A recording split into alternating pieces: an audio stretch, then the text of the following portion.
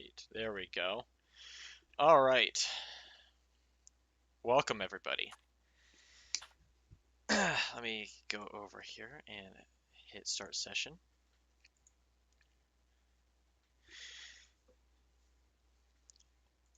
So last time, you guys found yourselves stuck in the village, the township, really, of Snorri's Rest. A politically troubled trading, um, trading center. Um, why is that not working? The portal's closed. I thought I hit start session. It did. It bugged for me too. I had to refresh my page. Yeah, I'm gonna refresh that. There we go. Beautiful. Look at that map.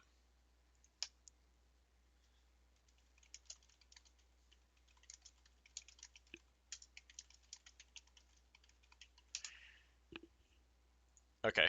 Akila will be arriving shortly. She's just a few minutes behind, which is acceptable. So, well, yeah, as I was saying last time, you guys find yourselves in the politically troubled trading town of Snorri's Rest, north of the Great Crater, as you continue your venture north to Anvil Bay, at the request of the king.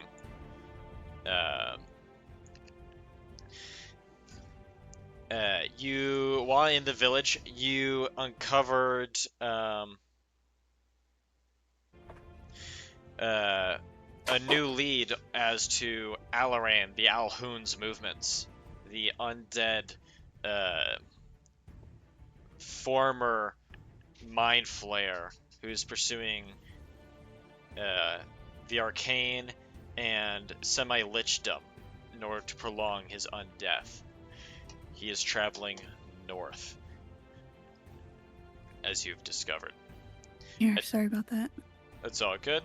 Attempting to follow to follow this trail.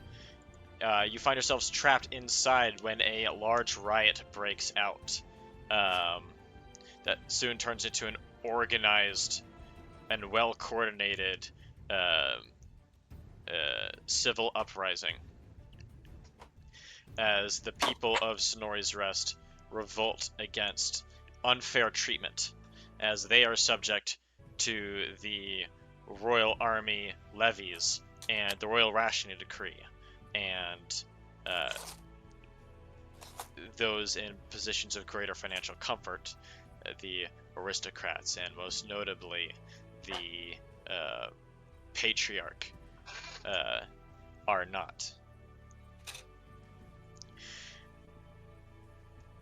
Through some careful political working and having the right conversations with the right people at the right places and right times, you guys managed to find a way out of this.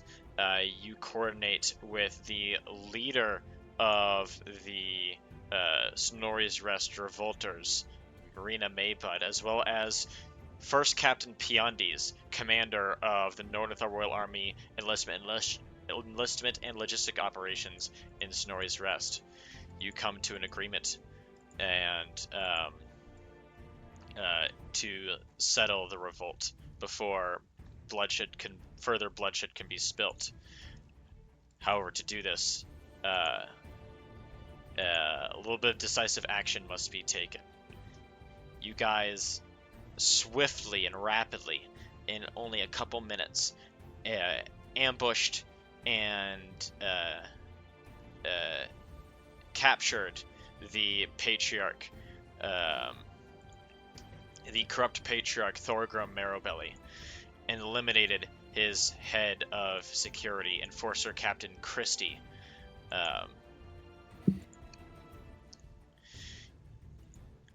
This only concluded mere moments ago, with the patriarch now being placed in binding cuffs, and the bodies of the enforcers and their captain quickly being taken care of. However, this was out in the open. People did see this. There will be no hiding this. First Captain Piondes stands ready to enforce his end of the deal, or to take up his end of the deal, and enforce a temporary period of martial law in Snorri's Rest.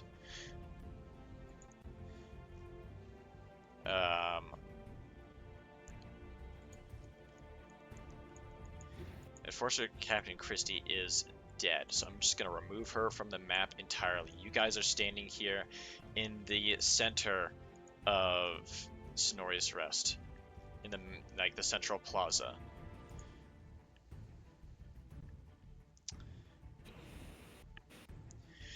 What are you guys going to do now? I think I'm probably going to come off my balcony, hide, and regroup with everybody else. Okay. You do so. You get off your balcony position, and you go back down into the heated hearth, and as you make your way towards the front doors of the heated hearth, Rena Maybud and her 4 muscle-bound bodyguards are there waiting for you. Rena asks, I heard the shots. Is it done? Indeed it is. Good. Let's get this settled with and over. The guards open up the door, and the 5 of you walk out and join the rest of the party out in front of the heated hearth, where Patriarch Marabelli is now on the floor with restraints, behind his back. On the floor, meaning he's sitting on his ass, because he's too kind of fat to lay down, on his face. And he is, indeed, after all, still a patriarch for the time being, but one who's been placed under military arrest and therefore stripped of political power.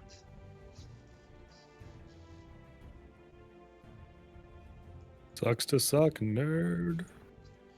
Before you cart him off for whatever it is that you gotta do, he has money from my dear good friend who helped us in the brothel. I would like her to have that, please.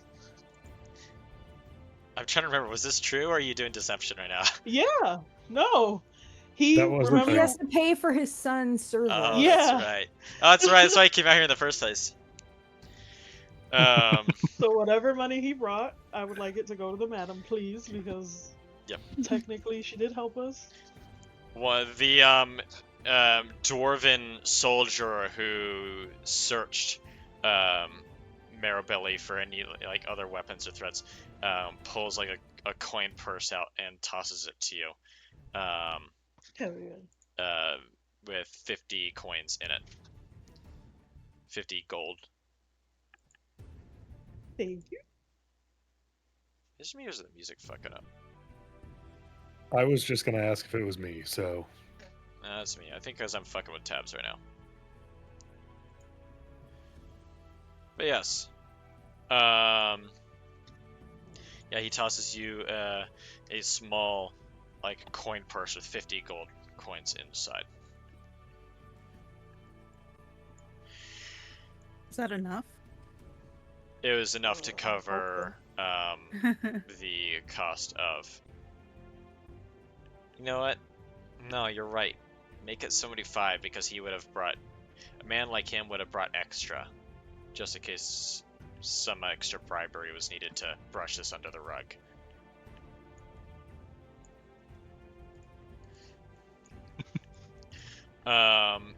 The first captain and Rena Maybud lock eyes with one another, and Rena steps forward and holds out her hand to shake. Having forgotten that he is missing that first captain Piandi is missing the hand necessary to shake with that one. So he just sort of like with his other hand just grabs at her wrist and sort of just shakes.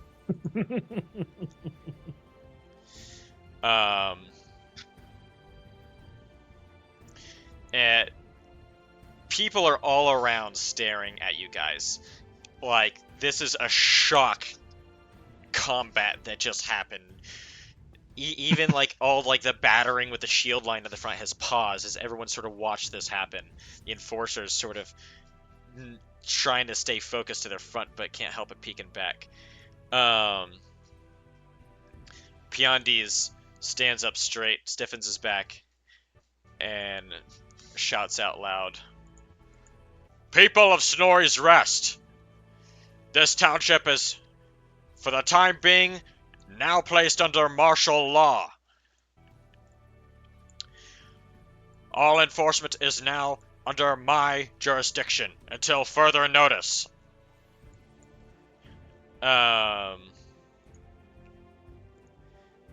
And Rena Mapa joins him and shouts out loud, "Stand down! A deal has been struck. Our terms have been met. The riot is over." And with that, the people calm down. Were it so easy. They're hesitant at first, but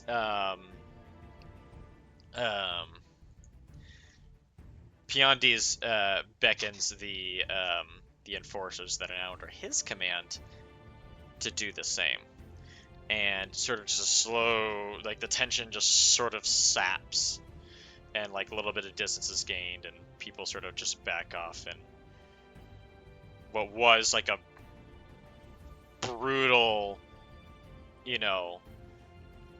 policing action just sort of chills for now into an uneasy peace.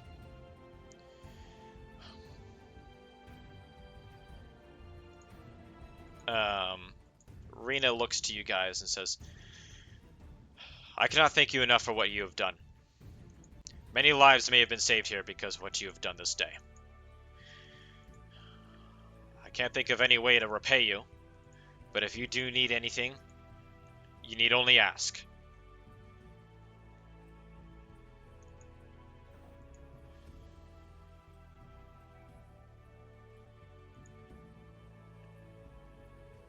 Anyone got anything? I'm still a little, still getting spooled up here. So, Yeah, still out of the loop from majority of what we're running into so far. yep.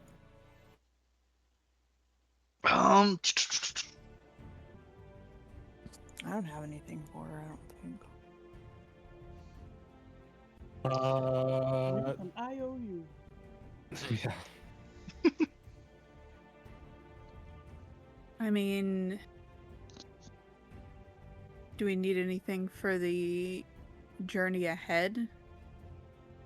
Does she have any contacts in the city we're going to next? Do we know what city we're going to next? I haven't seen. I need to look at that map again.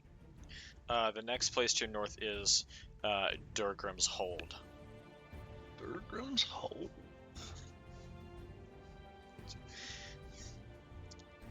You're heading north. Well, unfortunately, I don't have any friends of my own. Durgrim's Hold is mostly a military installation, and anywhere north of that, most of the civilian population has been evacuated at this point.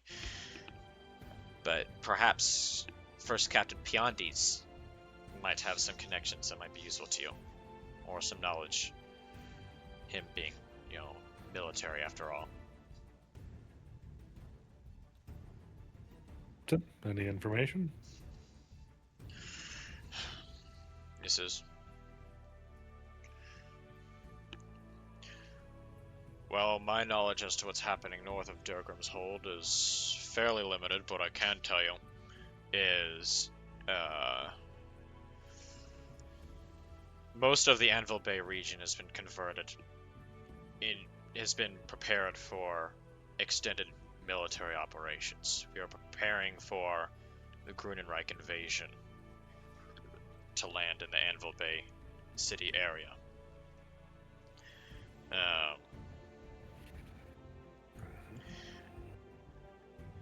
an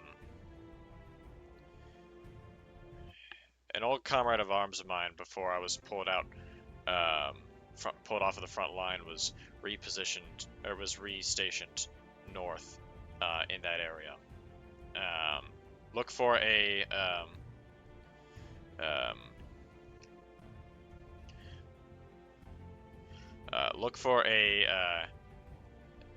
Captain Thorgrim. Captain Thorgrim. Yes. Tell him that you have my favor. He served under me on the front lines in Purple Worm Cavern in the Underdark to the east. He'll be able to see to it that you are not obstructed as you head further on your quest. Just smooth things out so there's no issues. Appreciated.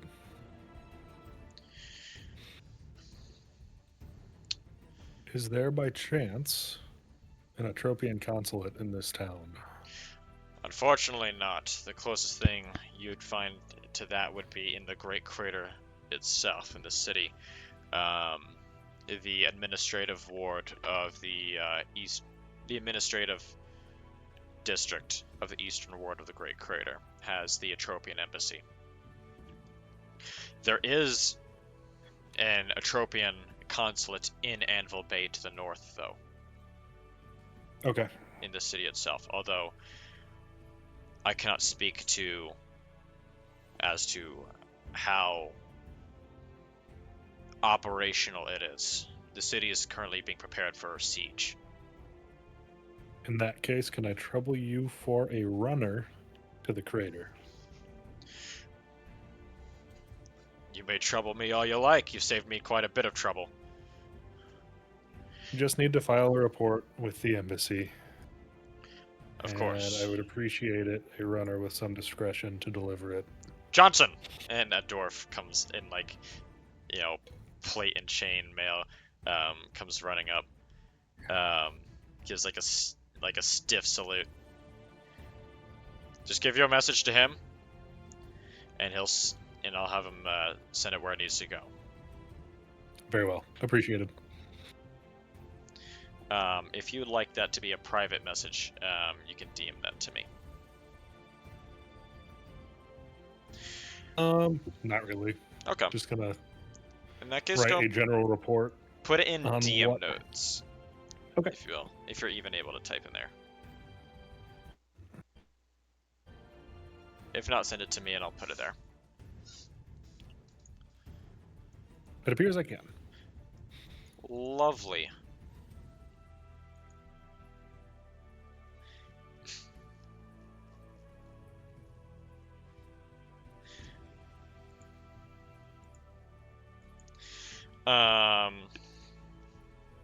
As for the rest of you guys,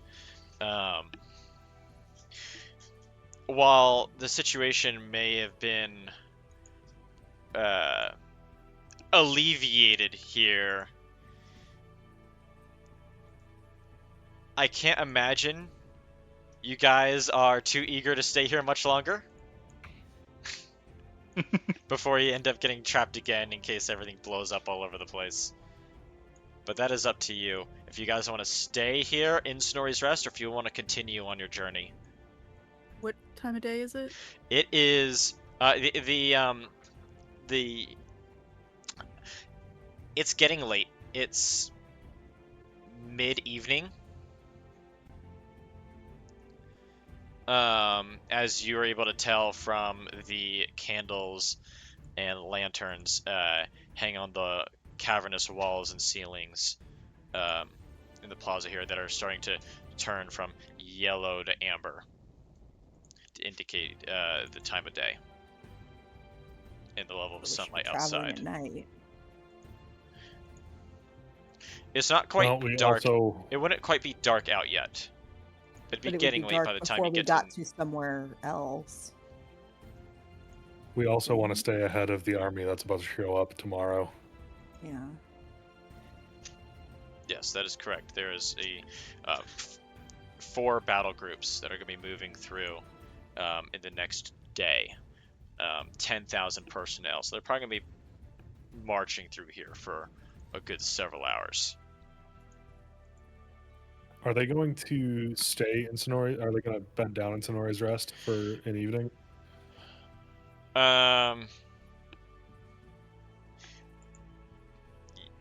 Asking I'm this asking to for logistical Piandes. purposes. Yeah, to Piandes, it says, no, there's not a place for them to stay here unless they want to stay outside the town in the cold, which they could bivouac, but I'd bet they're probably heading straight to Durgrim's Hold, where there's barracks for them. Barracks and mess.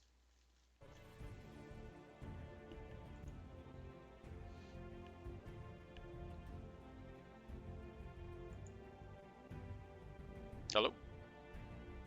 You're good. Okay. I'm also writing, so Right.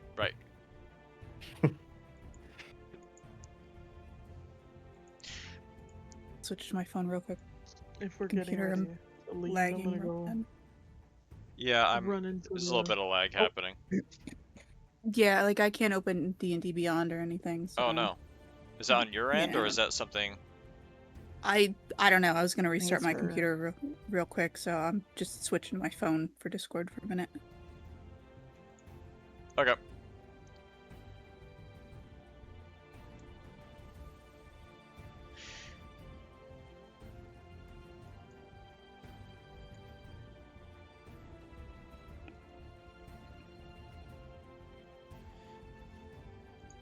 For the rest of you guys, what do you want to do? You guys staying here? Is there anything else you want to do in Snorri's Rest now that there's not an ongoing revolt? Or are you guys Snorri's rested out? And Been out snorried. How far is the next town? by your rock, Yeah. it would be you would get there as the sun's set, so it'll probably be like turning to dark right as you get to the next place. If you were traveling on the ground by road, it would take a full day, but you'd be able to get there as night falls.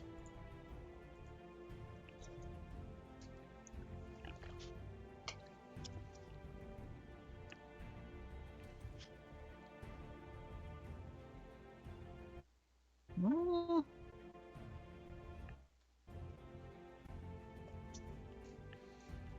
mean, I have no particular need right now to be in the town anymore past this. Yeah.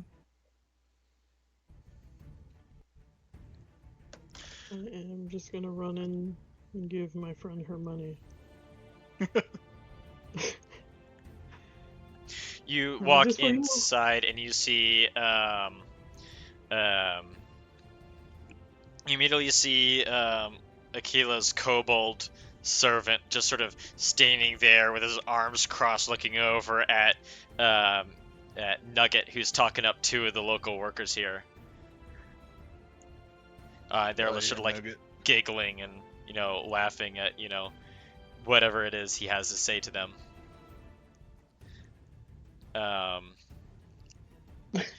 And the mistress, her name may be remembered somewhere. She's standing there Mistress, as I well. think is kind of what we left with. Yeah. Yeah, she's there as well. Be like, Nugget, let's go. Already? Says the little We're leaving. green-skinned goblin. I was Yeah. just getting to know these Come on. people. Oh, I'm sorry, but we gotta go. All right, he says, and just, Even.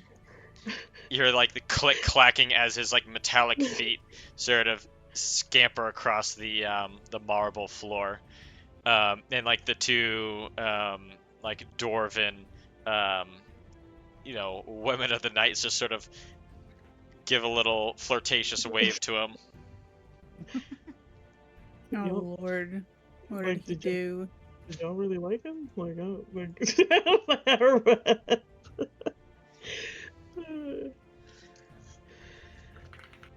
Just gonna go up to the mistress and be like, "This is for helping us. There's a little extra in there for you." Thank you so much. You guys have done such an excellent service for Snorri's Rest. Come by anytime. If we're ever back in this way, I will for sure come visit, and I'm sure Kerbank will too. Oh god! And you sort of see from one of like the windows of the establishment just those just muscle-bound Goliath woman, just sort of, way back is like, I will see you again, little green one. Saying towards Kerbank, not Nugget. Nugget looks up in terror. What the fuck is that thing? Nugget, she will destroy you. Shut up. Will she now? Exactly. If we had time, I would let her, but we don't. Alright. Little Green. Oh, somebody's got a new nickname. You sort of... Yeah, Nugget just sort of scampers on over. The party now reunited in peace at last. For now. The kobold following in suit. Going up to you, Aquila. The goblin got into much trouble under my watch inside of the establishment, my lady. For that, I very much apologize. He got into trouble? It was most disagreeable, the things he did in there. I mean, And no one seems to be taking it seriously. you should get on the patriarch about that. It looks over, and the patriarch is currently being taken away into the admin hall to be detained. That sounds like a Captain Biondi's problem. We out. All right, so how are you guys getting out of here? Rock, I guess. All right. I think, do we mount the rock in here, or do we need to leave out the front gate area and then It's, get on the rock? it's pretty easy to say you guys just walk out to the northern gate Okay. and mount the rock, right? Unless there's anything Yeah. else that anyone wants to do here. No? Think we're good. I Cool. think so. Is there any loot of consequence on Christy that we have right to? Or any of her Are you people? going to search her? With her body? with the permission of the captain, I think. I'm not just gonna start rooting around a dead body in front of law enforcement. That seems like a bad plan. Biondi is looks to you as like, sure, why not?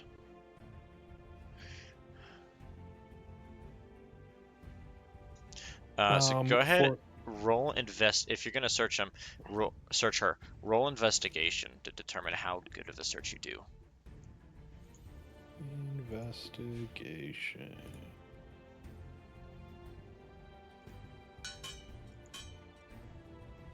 Yeah. 10. You don't find anything of monetary value, but you do find a letter in her in the pocket in her jacket that's underneath her gambeson. It is a sealed. It is an unsealed. It was a sealed letter that had its seal broken. With a sealed envelope is an envelope that had its sealed broken and the letters inside still. Okay.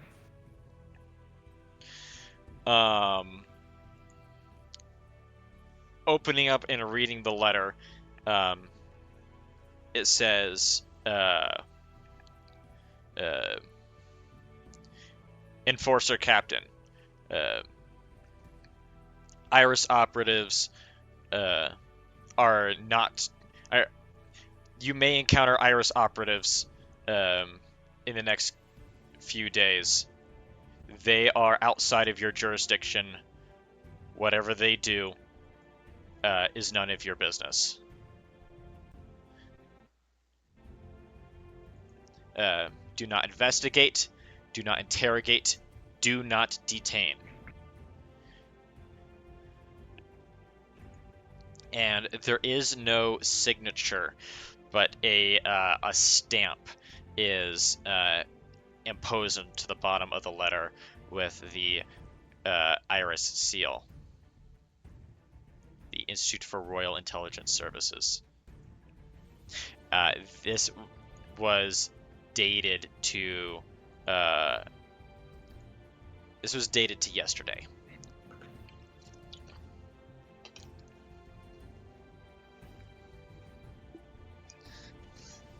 Dated for receipt yesterday or written yesterday?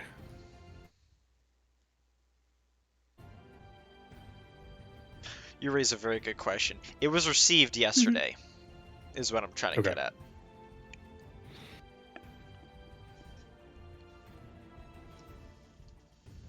What about her sword? That is probably still in her hand because she got brained. The weapons have been secured by the soldiers. Damn it. All right.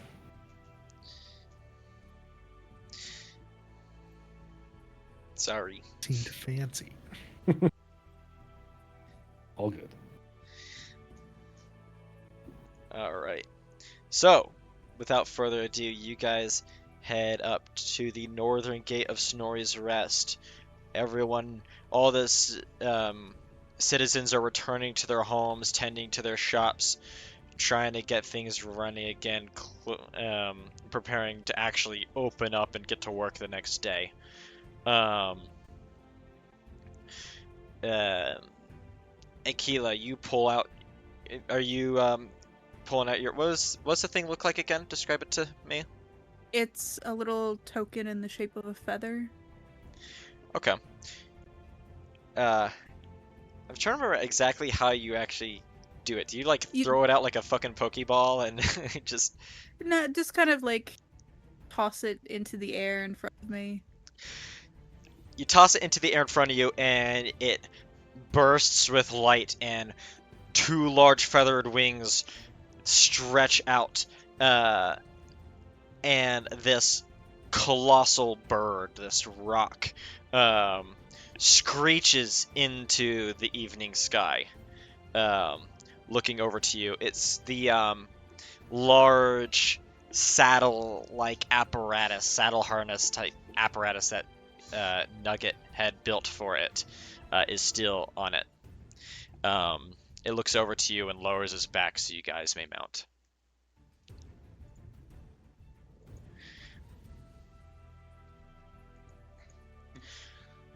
Poor Rock is just getting more and more people to carry around all the time. I'm sorry. Also, Clark, this is the first time you've ever seen this rock. It is. Yeah, we're just casually sitting here watching this giant bird form. What are you doing?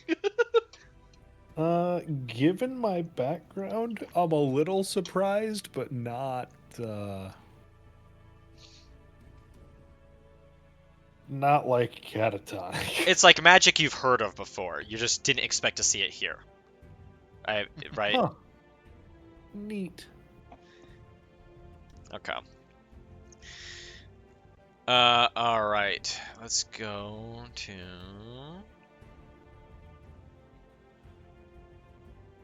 Looking for the correct map. Ah, yes. Man, I made this thing so long ago. We're gonna use Lyra as the marker. We've been on most of this map now for 6 months, 7 Yep. months. Yeah, it's pretty wild. You guys, once you got to the Great Crater, you didn't see this one for a while. So you guys are heading. The next, like, settlement is Durgrim's Hold. It is to your northwest. The road leading north out of Snorri's Rest takes a leftward bend northwestwards towards Durgrim's Hold. Durgrim's Hold being the northernmost, like, settled location, major settled location in the Great Crater region.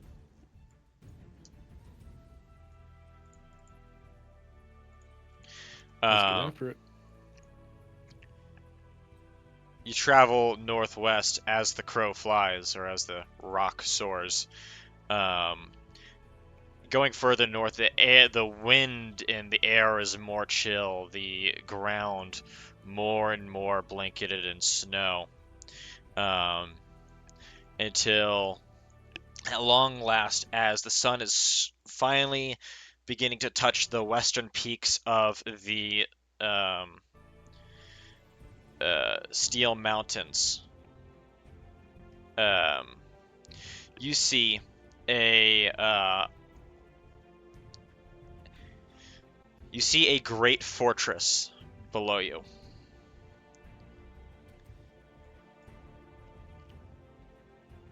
Changing maps again.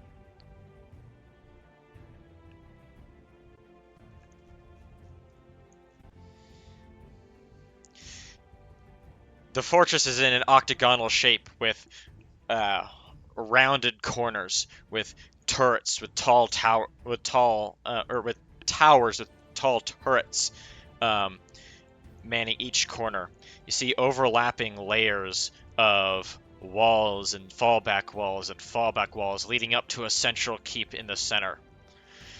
The entire fortress is surrounded by a 30-foot wide moat.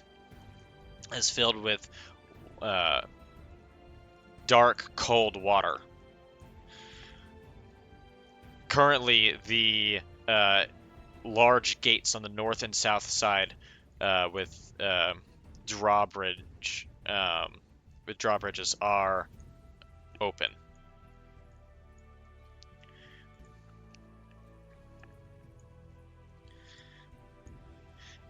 The rock soars in and settles down. Are you guys gonna land like outside, or are you guys gonna try and land inside? I imagine you're at the helm of this bird, Aquila. I would assume probably better to land outside, because flying in with that might be a little threatening. Maybe outside of catapult range. You do see big lineups of catapults in sort of outdoor storage inside the walls. The rock swoops down and bears out its claws and crunches into the frosty soil just south of the southern gate on Kerbonk's marker. You see a tall, towering gate before you with carvings of dwarven heroes of old onto the forward faces of these towers. On the tops, on the ramparts, you see halflings with rune powder stubbers and dwarves with poleaxes and even a couple dragonborn battle mages sort of watching down at you.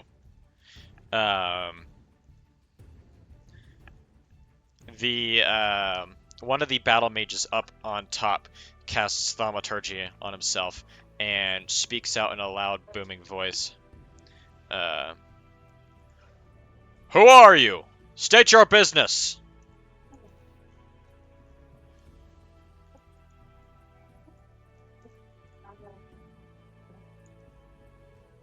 Kerbonk. The orc is the one that speaks for the group. Yeah, the Who halflings or cast the rune powder them? stubbers have their guns fixed on you in particular. You want me to cast Thermatage on so you also can have a booming voice? Might as well.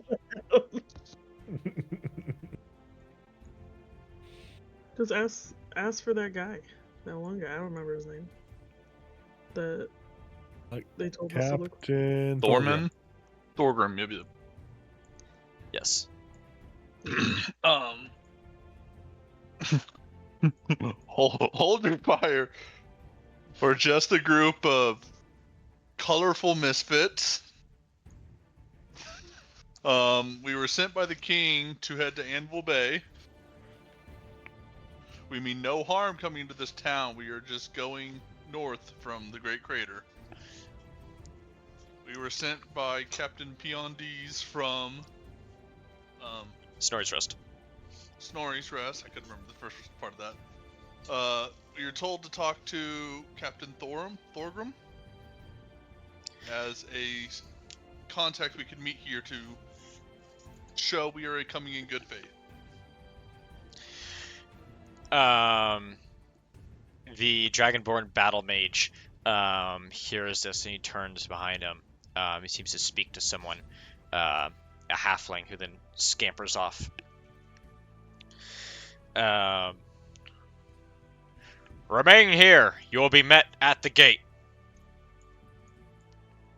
He shouts back down to you. Seems a little excessive, but whatever. A giant fucking bird came out of nowhere and just plopped down with an orc and a whole bunch of colorful people. They are, they take their job. I get it. They seem to take their job very seriously it. here.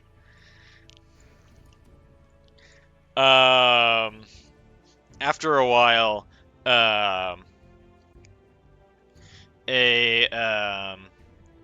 you hear the clopping of hooves as a dwarf, as three dwarves ride up from the gate mouth itself, sort of just at a trot. Two of them flanking behind a forward one. Cute. The dwarves are riding upon Nordenthalian battle sheep, which are like a derivative. This is actually a thing. A derivative of like actual like mountain sheep, but have been bred and fed and trained for war. Battle rams. Yeah, with closely shaved wool and revealing just muscles and two curling horns. Just imagine a sheep with a high end height. Just it's got Zin in its mouth, you know. It's just.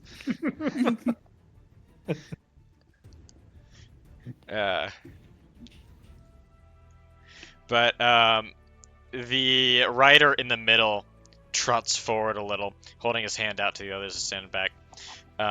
He's wearing classic dwarven like steel armor with like mithril reinforced seams with chainmail coming underneath.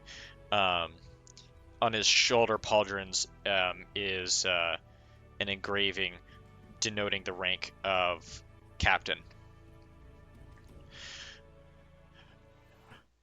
I was told that you summoned. Who are you who has summoned me here at my fortress? It's not my fortress, but on my neck of the fortress. We are friends of your good friend, First Captain Piondes. Piondes? That's the one. I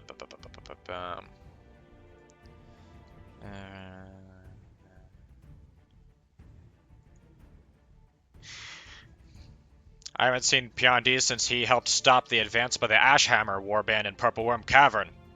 He lost an eye and an arm that day. It might come to it as a shock to you, but he's still missing both eye and arm. Checks out. And Good he old notices Captain the violet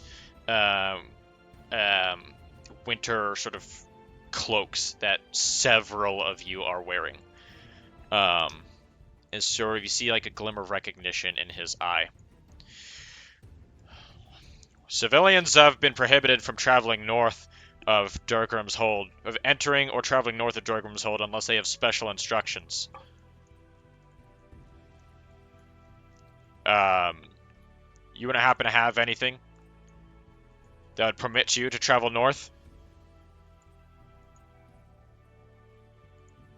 I'm got- here on behalf of the Atropian government. As for the rest of this merry band of misfits, you'll have to ask them. He directs his gaze to the rest of the merry band of misfits.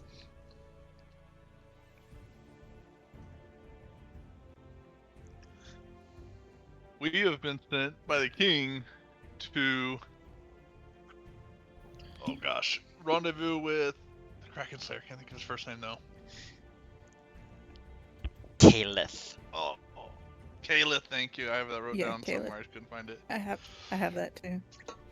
Yep, we have been sent to meet up with Kaelith the Krakenslayer in Anvil Bay, as we have been on a long adventure of Kuo-Toa disappearances and attacks. The king himself sent you to go and speak with Kaelith the Krakenslayer. He gave us his right-hand man. He looks I pushed over to Morden the forward a little bit. royal guard.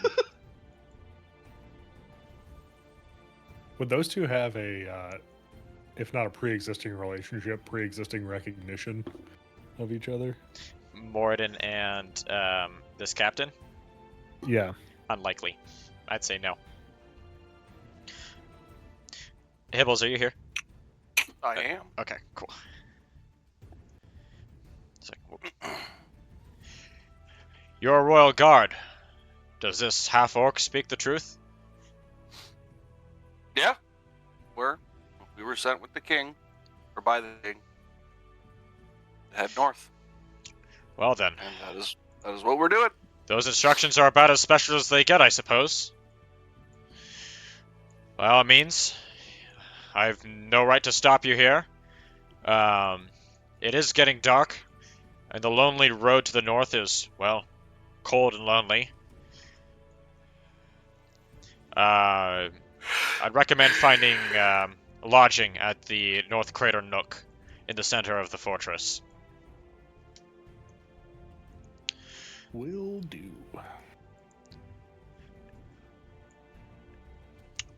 If you need anything, I'll be in the central keep speaking with the commander of the fortress, Lesser Lord Militant Rugar. An introduction with the Lesser Lord would be appreciated. If not today, then early tomorrow. Perhaps tomorrow morning, then. And he sort of looks back and waves up to the guards and gives like a big old thumbs up. And they sort of just the halfling the halfling auxiliaries sort of just decock their rune powder stubbers, and the fire in the eyes of the battle mages simmers down.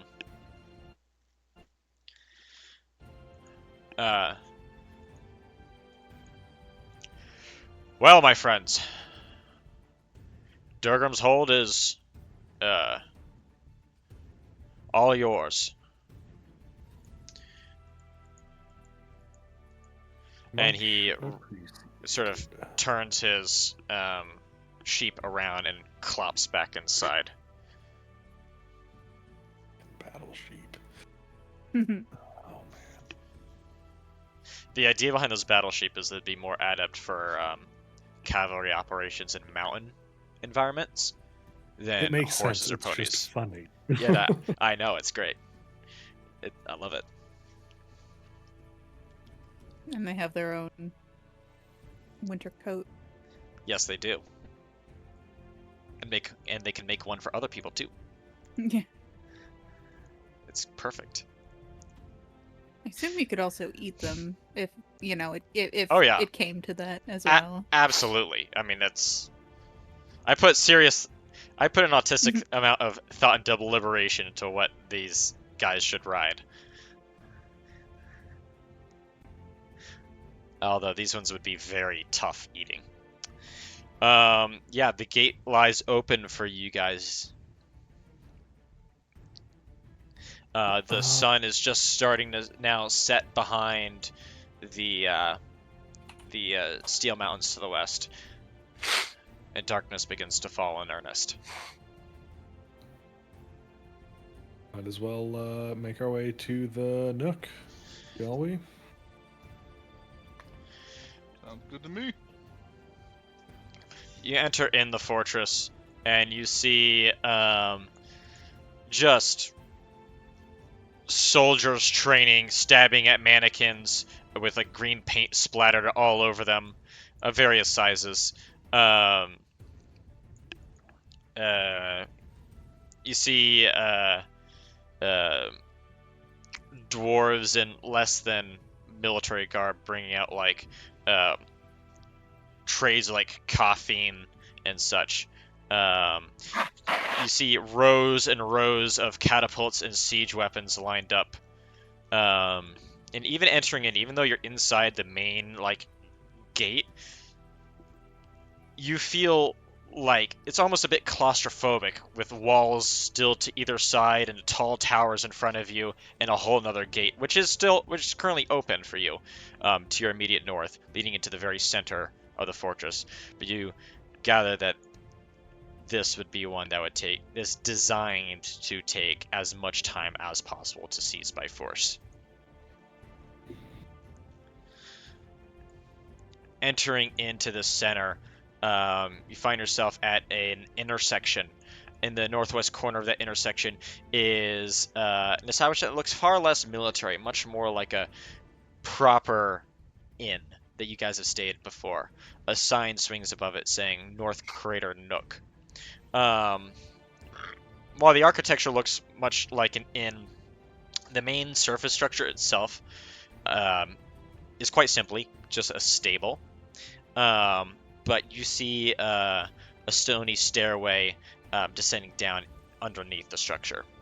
That is underneath where the sign is hanging.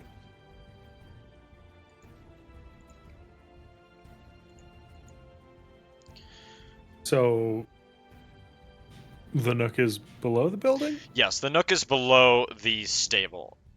It's one compound. Okay. The stable is on the surface, and the Nook is below. Dwarves.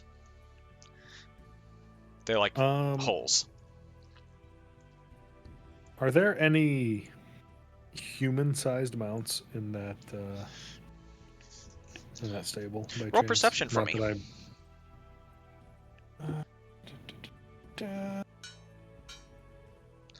12. Though I feel like seeing a horse amongst sheep would be pretty obvious. There is a mule. There's a mule in there. There's some sheep. This is not like does not look like the main like stables for like the like military animals. More of like civilians that are here to either support the fortress itself or people traveling through. Okay. Noted. Most of these are like you see several donkeys, some sheep with like harnesses on them, but you do see a mule.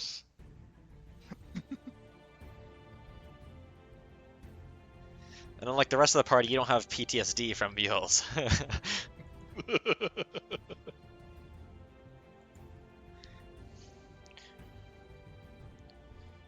Noted.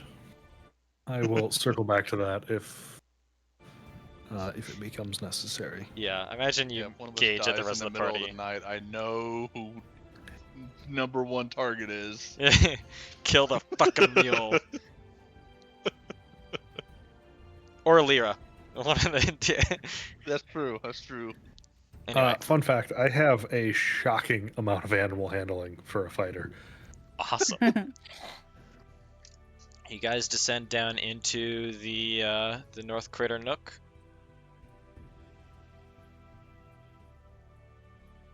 Yeah. All right. Yep.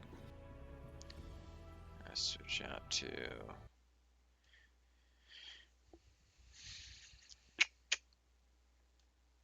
Give it a moment.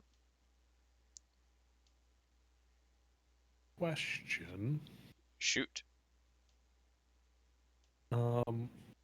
As I am employed by the Atropian government, am I pulling a salary from the Atropian government by chance?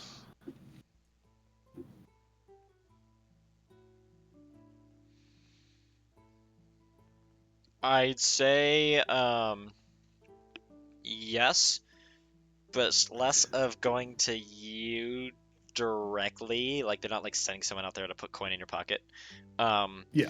But like you've got like I imagine like a bank account or something, or it's to be given to you upon completion of your tour. So over the table, I'm asking because if there is a smith, I want to see about a pistol. There is Yes. indeed a I meant to say it. The structure to the south of the North Crater Nook is a blacksmith. And I haven't been in the party for the last 6 months or whatever. Yes. So I have whatever the starting gold is. I assume you have some kind of allowance for. Yeah.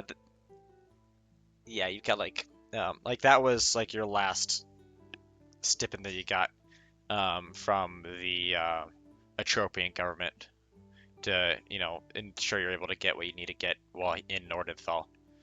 Well, if there's a smith over there while you guys are going downstairs, I would like to go over to the smith. Okay. And engineer, presumably. I'll put you here. The rest of you guys are going into the North Crater Nook.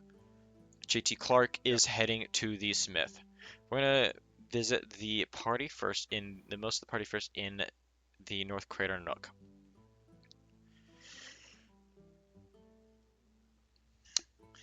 So, tucked into the cellar underneath the stables here in Durgrim's Hold, the Nook looks almost hidden. A sloping staircase leads down to a stout wooden door framed by lanterns made from repurposed miner's lamps. Above the door, a carved stone lintel features the tavern symbol, a tambour hanging above a warm hearth fire. Tambour being an exotic instrument from the more southern parts of the world. The Literally Nook. just a tambourine. No, not a tambourine. It's like a guitar. It's like a Middle Eastern Kurdish guitar. Not just Kurdish. Prominent in Turkey and Syria and other places too. But you know what I mean. The Nook itself is partly dug into the stone, giving it the natural insulation and comforting stillness of a dwarven home. You get the feeling entering in that's like half cottage, half cellar. Gentle amber light from hearths and rune lamps fill the space. The ceiling beams are hung with drying herbs, bundles of lavender, and good luck charms left behind by travelers. You catch the scent of warm bread, mountain honey, smoke from the fires, and lavender. And soft music plays in the background from an unknown source. Or at least a source you can't identify yet. You see a few travelers in here. Dwarven traders, mostly. Sitting separated at like different tables, tending to their drinks and food. But one woman stands out. A stout, graying braided hair dwarven woman speaks out with a voice like a warm blanket. She says, "Welcome, travelers, to the North Crater Nook. What are you looking for this night?"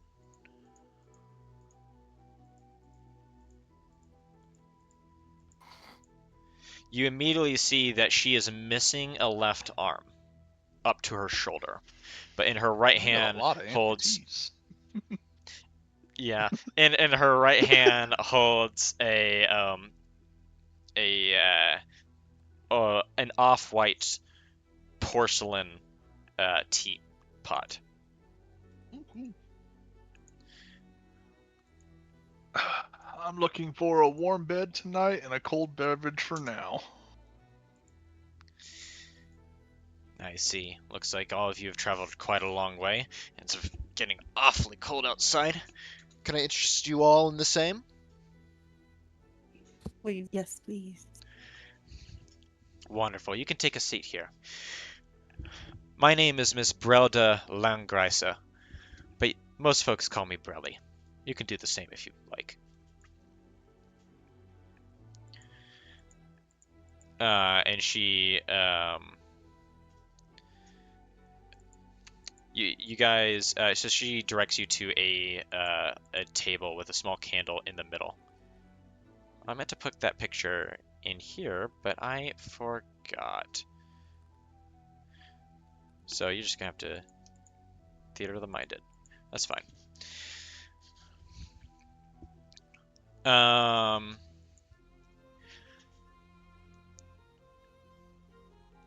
We have 3 drinks that we serve here. We've got Rimfall Mulled Ale, Hearth Glow Tea, and she sort of leans over and whispers in a softer voice, Cliff Shine.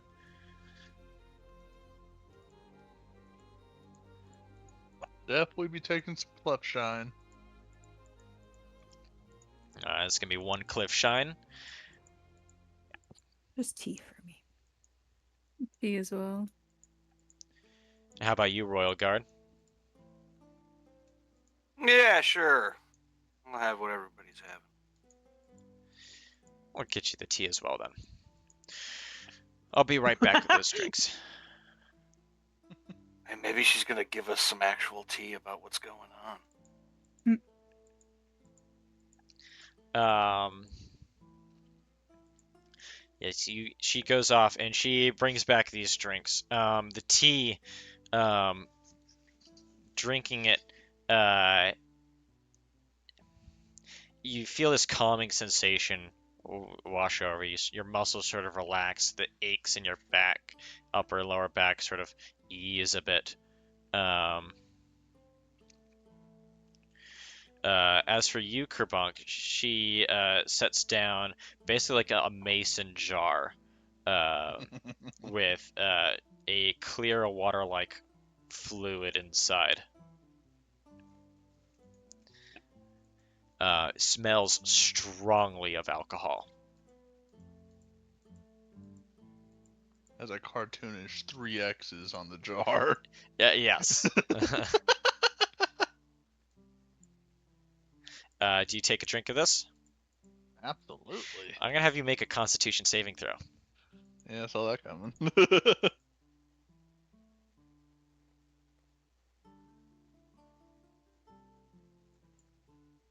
22. 22. The drink is strong, but you are stronger. You withstand it well, without succumbing to its effects.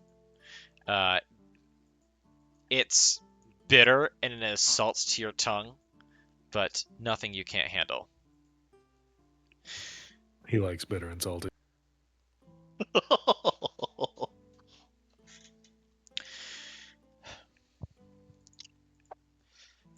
And she sort of leans, and she sort of like, stands at like the head of the table, and she's like, all right, well, that's going to be a coin for each of those drinks. However, I do like to give people who come through here a little bit of an option for payment. They can either pay in coin, or they can pay in stories. Tell me something about, kind? your adventure, true or not true, or just as long as it's entertaining. If I find it good enough. Food, drink, and board is on me. The one time I don't play a bard.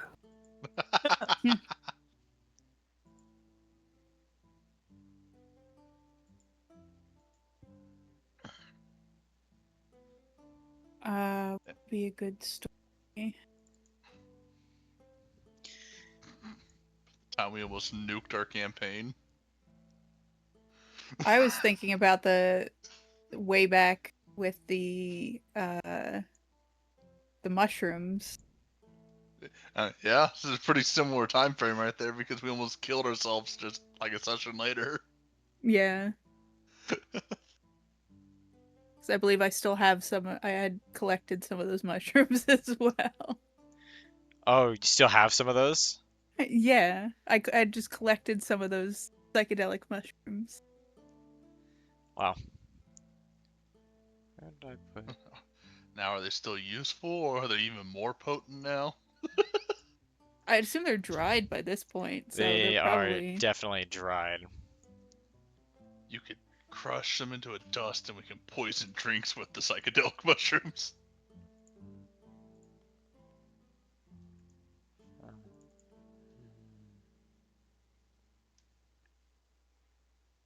Well, Kilo, would you like to tell the story of our escapades in the forest? I mean, I can tell the first part if you want to tell the second part. Okay. Trying to remember. Trying to remember the name of the. Halfling's It wasn't. Grove? Yeah, Halfling's Grove. We came across a little enchanted forest covered in some of these mushrooms here, and I'll pull a couple out of my bag or the little container that I have them in. And these mushrooms, they will give you a good time. And apparently, there's some bears in that woods that also enjoy these mushrooms, because we got to make friends with a couple bears there. You made friends with the bears there in Halfling's We Grove? did. Yes, there were two bears. It's fascinating. Me add. Give me one And moment. they even helped us. They helped you. How? Well, Kerbonk. So while we were still in Halfling's Grove, we came across a small band of the Grunenreich invasion coming through the woods there. So as we begun our fight with them, these bears came to our aid in this fight. It was a fun, dangerous fight, and throughout this combat we found these room powder barrels.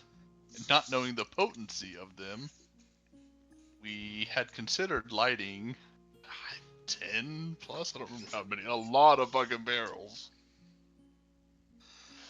I think it was like 10, and for Quig, Yeah. above the table, when we lit 10 of those, when we thought about lighting 10 of them, I'll finish the story, then I'll explain why we almost died. So we ended up blowing up one barrel, helped kill off packs of these orcs and hobgoblins that were fighting. We then sent 2 or 3 more of these barrels down in this cave that they were using to enter into Halfling's Grove. By blowing up these barrels, we collapsed the cave, killing and stopping the war efforts all the way up there by north of Lumptop Valley. Now what was scary about that, Quig, was he rolled a D100 for each barrel, And it had a big ass range too, if I remember right. The D100 was the blast radius Yeah. Oh no. for Yeah, we each almost barrel. died. All right. Go ahead and roll. Either one of you, either Kerbank or Aquila, can roll a charisma check. With advantage since y'all are helping each other. Go for that one because I think your charisma's probably higher. Probably not. I have -1, so Okay, I guess it technically is. Mine's a 0, but alright.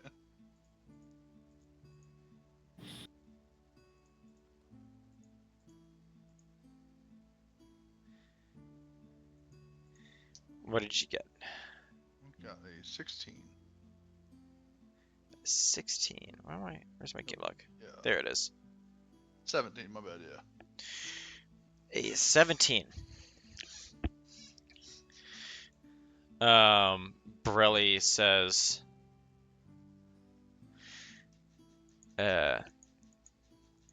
you went to Halfling's Grove, befriended some bears, found a stockpile of rune powder barrels, and annihilated an entire Grunenreich warband that had tunneled all the way through around the Nordenthal Underdark line. That truly is an exceptional story. And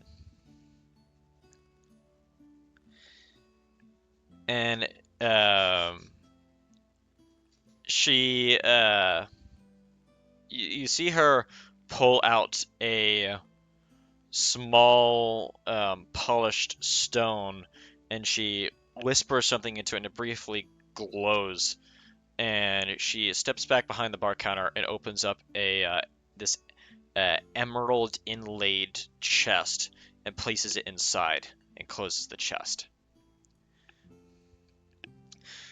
I'd say that's sufficient payment. You told me something yourself, though, so I'll tell you something of myself as well. As I told you, my name is Borelli. I am from a land called Sorike. It's a dwarven realm south of Atropia. It's considered rather an exotic culture here, but I came all the way up here as an adventurer myself. Although I settled down in the Great Crater region after my adventure brought me to an end. Or after my adventure came to an end and brought the rest of my friends to an end as well. I always look forward to having adventurers come through here so I can hear their stories, since I'm no longer in shape to go on any adventures of my own.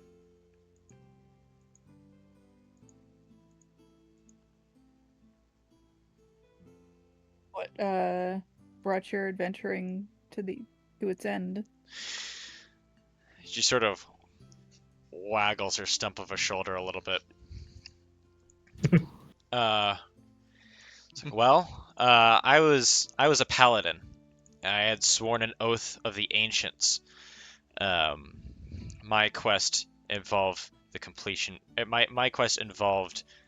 My oath compelled me onto that quest that I set out on, and eventually I did complete my oath. And no longer being in shape to continue farther, I decided it was time to retire. Honor my dead comrades by setting up this place and helping other adventurers as they travel north or south from here.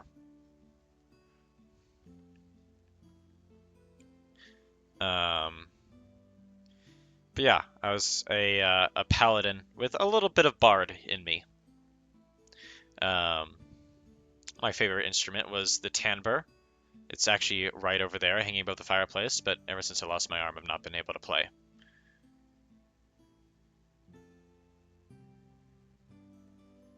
I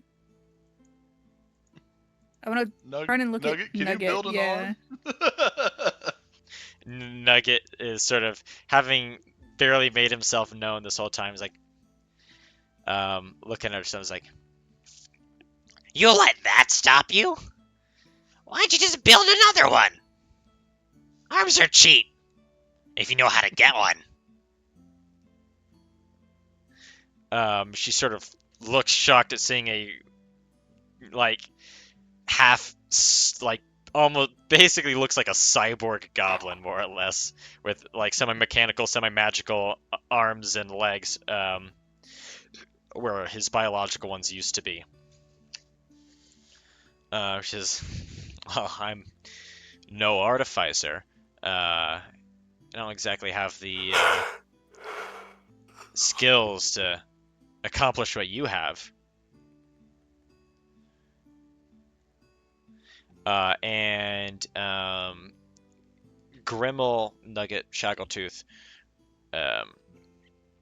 sort of taps his foot for a moment, scratching his goateed chin with a metallic finger, and says,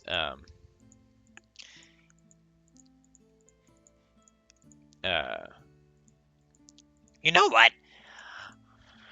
Since you're being so nice to us, I think I'll help you out with that.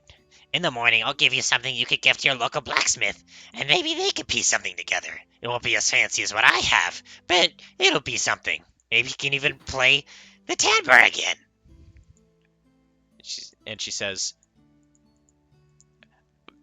that would be amazing. I don't know how to thank you. I guess I should thank you by not kicking a goblin out of my establishment.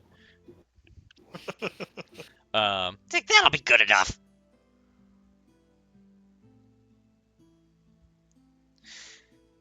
So yeah, while you guys are down there enjoying your drink, and conversation, let's see, Durgrim's Hold. Clark, you step into you step across the road to the blacksmith shop, where you hear the tinkering of a hammer on steel, and the blowing of cold, wintry air into a furnace to reinvigorate the glowing coals within. A barebacked dwarf male with sweat going down his arms and back and chest is going at a sword on an anvil with a small hammer in hand.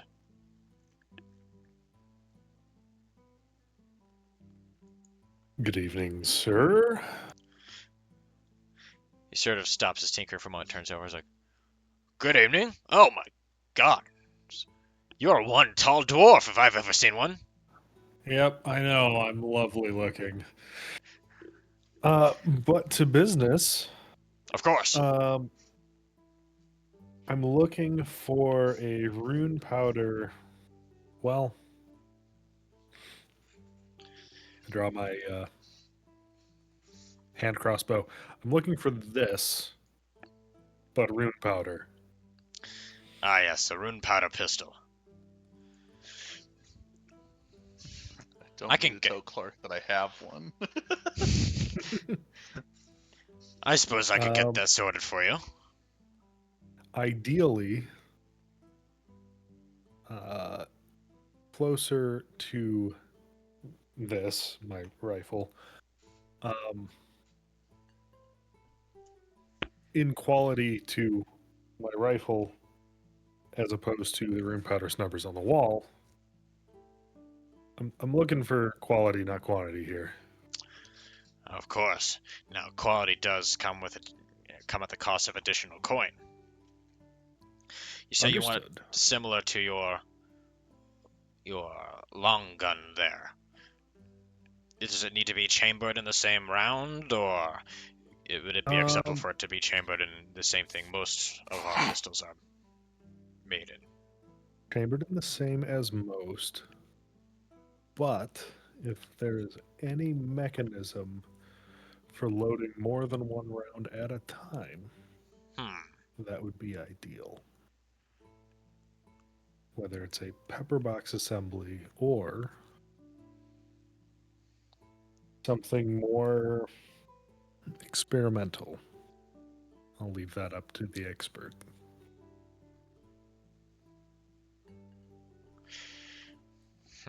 That's a tall order. How much are you willing to spend on this?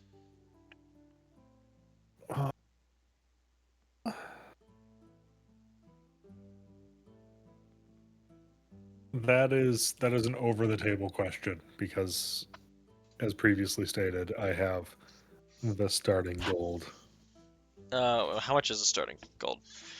11. You have 11 gold. I only gave you 11 gold. That's right. Yeah. I guess in traditional D&D, gold goes a lot farther. Hmm.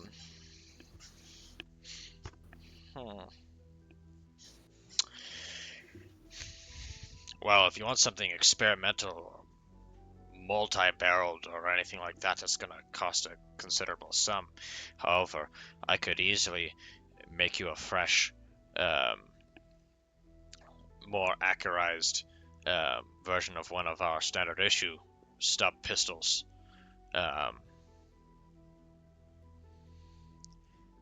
Same make and model. It would be single barreled, but they have a break action mechanism where you can reload with ease.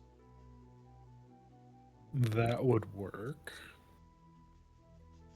This is for the more up close work than the rifle is for, obviously. Indeed. Indeed. That is going to be 10 gold. Very well. How about Actually, 8 gold? how much actually is that? Hold on, let me... Before I'm just throwing numbers at my ass. Inventory. Manage inventory.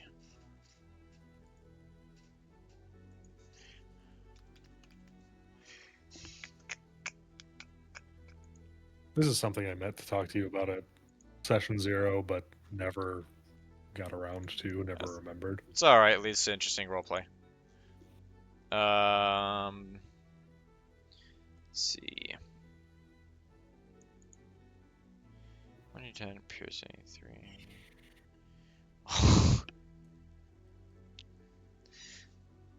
In Atropia, this would cost a considerable sum since rune powder weapons are...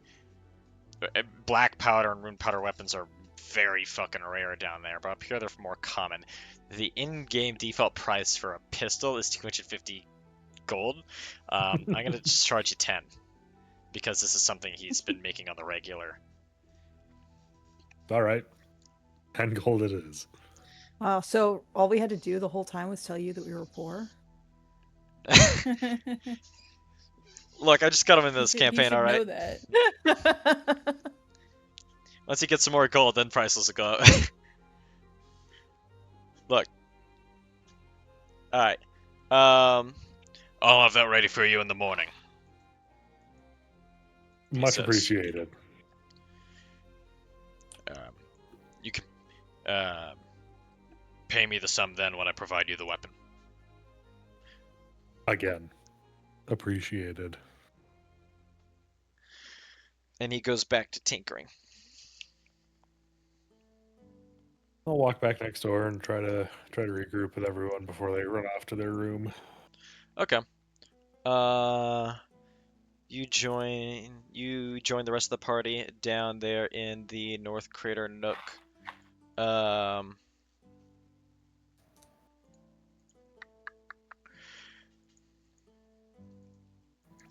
Yada yada yada yada yada yada yada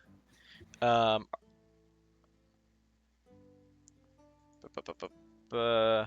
Yeah, so the rest of you guys are, so now all you guys are hanging out down there, eating, like, just drinking and hanging out. The sun does set, night does fall, and cold wind sort of batters at the fortress walls. It is getting late, and each of you oddly has a feeling that this place, this haven, might be the last real comfort you'll have in a long while.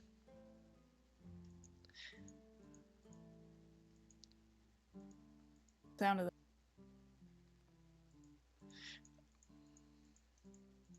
Say that again, and then you cut out. Said I don't like the sound of that. Nice.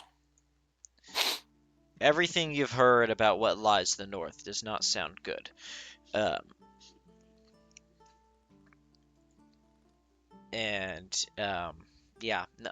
each of you has this unshakable feeling that, this might be the last place of true, safe, peaceful rest,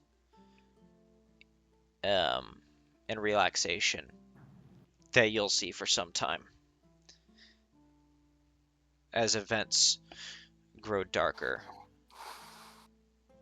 and times turn more dire. With that knowledge, is there anything you guys would like to do before you long rest? Are This could there be- any reading materials about, like, the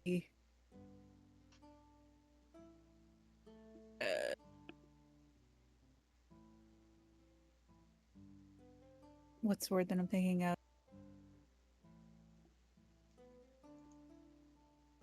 Like the landscape and the I'm not The looking for like a Underdark? map. I'm not looking for like a map. I'm looking for like the region and like in type of environment that we'll be heading into. You see there's a bookshelf with some old tomes on it, and one of these, it's in like the corner, and one of these tomes is a traveler's guide to Anvil Bay.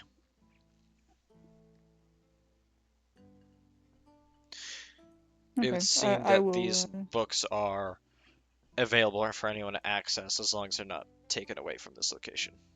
yeah, more looking at like weather patterns and just like Mhm. what to expect while maybe cultural or those types of things. Go ahead and roll history for me, and this will be your ability to find what you're looking for. Can I help with that? You may. All right, second time then. It was an 8. It was almost a 19. Almost. I gotta have a take out plus all 5 of to the history. almost rolls I had. A 10. A 10. What you do find was pretty early on before you lose interest, is that the Anvil Bay region, as you proceed further northeast, gets to lower and lower ground, featuring long open fields with boreal evergreen forests and such, until you reach the Anvil Gulf itself. During the winter times, it is frigid, and the Anvil Gulf itself is considered to be a cold water port that, for the most part, freezes over. Much of it freezes over during the winter. However, through the use of magic, it's kept operable even during winter times. Using magic to thaw out ice and such, so that ships can dock and set sail from the port at Anvil Bay. The population in that region is much smaller than in the Great Crater. In the city itself, in the pre-war, obviously, had a population of roughly 300,000, mostly a mix, about an even mix between dwarves and dragonborn from the north. Though there are other villages in the surrounding region. The wilderness of Anvil Bay is known for silence, really. Long open fields where the wind whispers into your ears and chills your skin, and forests where things listen, but tend to keep their distance unless you're particularly looking for trouble. Along the coast of the Anvil Gulf are many small villages, fishing villages, that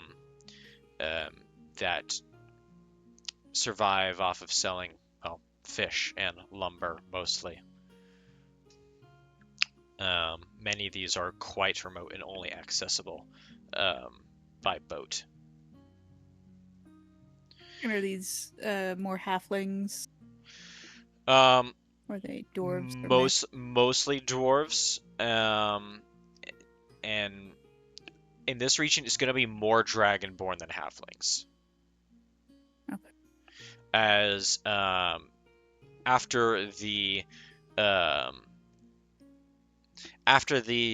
as a result of the dragonborn exodus, which immediately followed the conclusion of the draconic schism, the dragonborn ventured south into this region from the Dragon Peaks to the north, where they encountered the dwarves and the newly emergent Nordenthal, and became absorbed into the Federated Kingdom of Nordenthal.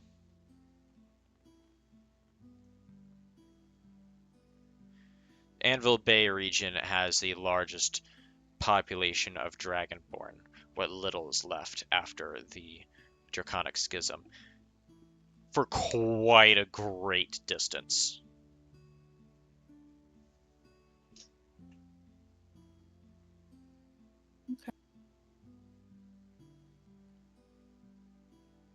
Yeah, I'll sip my tea and just thumb through this book until I get tired. As you and Clark are looking through lore and such, is anyone else doing anyone? Nope. Misspoke. Doing anything. No. Doing anything. Ending the stream now. No. Doing anything. Is anyone else doing anything? Fuck.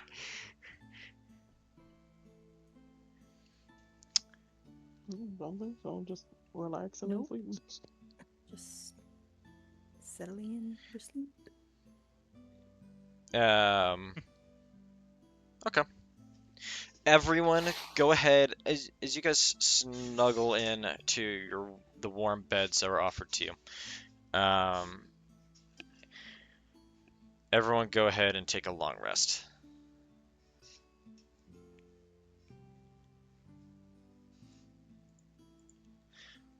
Let me know when that is done.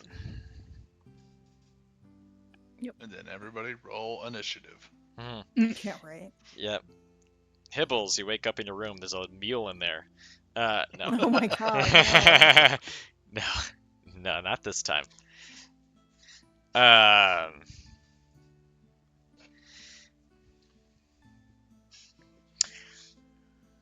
Lyra, as you're sleeping, though,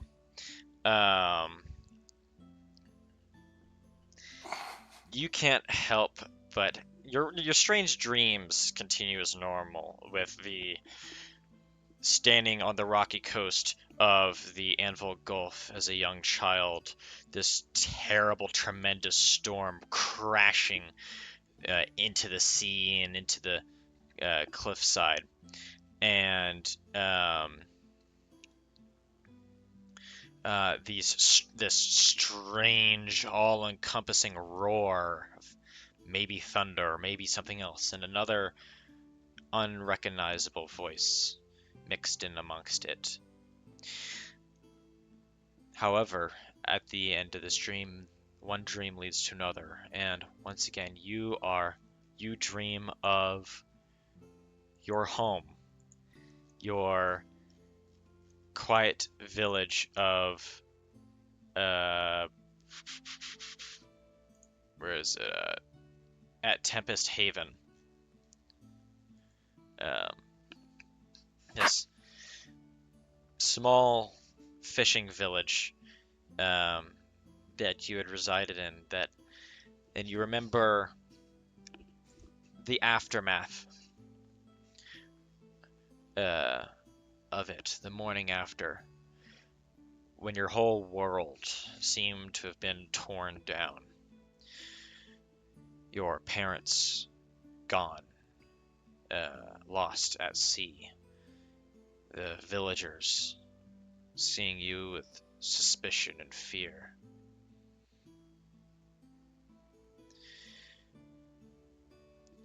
And you remember in the not long after, a strange woman, an elven woman, the strange elven woman who had emerged out from the woods, wrapped in the hide of a bear. Copy. Who approaches you when no one else would.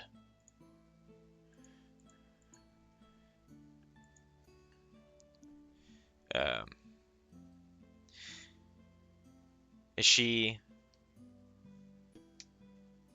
crouched beside you that fateful day? And she said to you, "Who are you, child?" What is your response?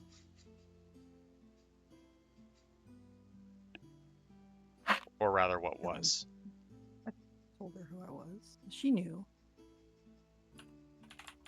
Like, she knew of the people in the village. Yeah, she did.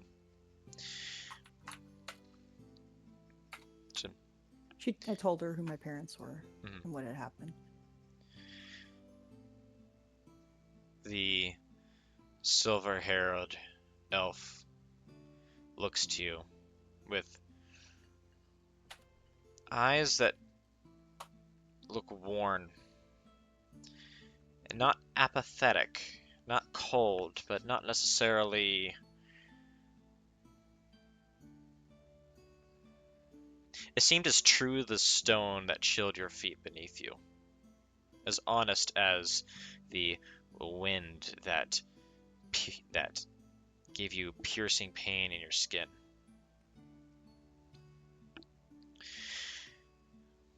She said, "You're going to come with me now."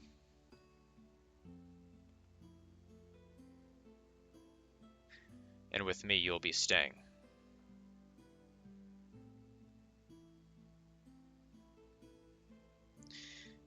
And what did you say to this? I agreed because I could see that the villagers were looking at me with fear.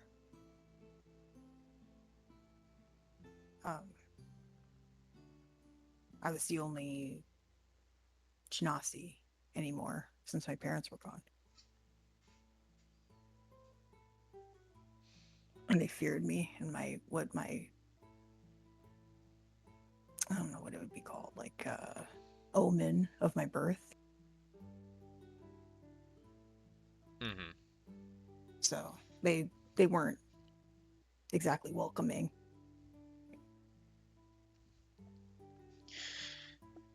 You remember in this dream, she then, without another word, picks you up in her arms and carries you into the forests. And you all awake. You awake to the sound of a tremble in the stones above you. A rhythmic shudder in the rock that surrounds these rooms that you are in.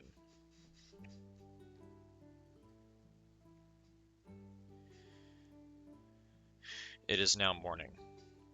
What does the party do now?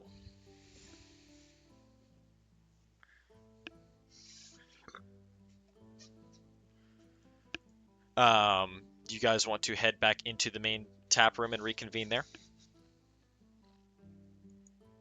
Yeah. That sounds like a good idea. Okay. Yeah. You do so. Wake up, stretch. Akila, you find the kobold like sort of snoring in the rafters above the tap room itself. Tail wrapped around a wooden beam. With a bundle of lavender clutched in its clawed hands, held up close to its face, just sniffing that.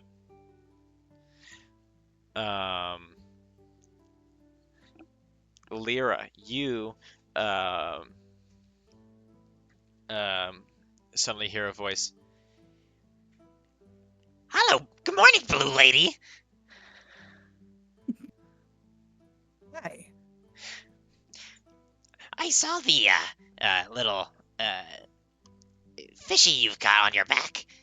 The Seahorse? yes, that's what they're called.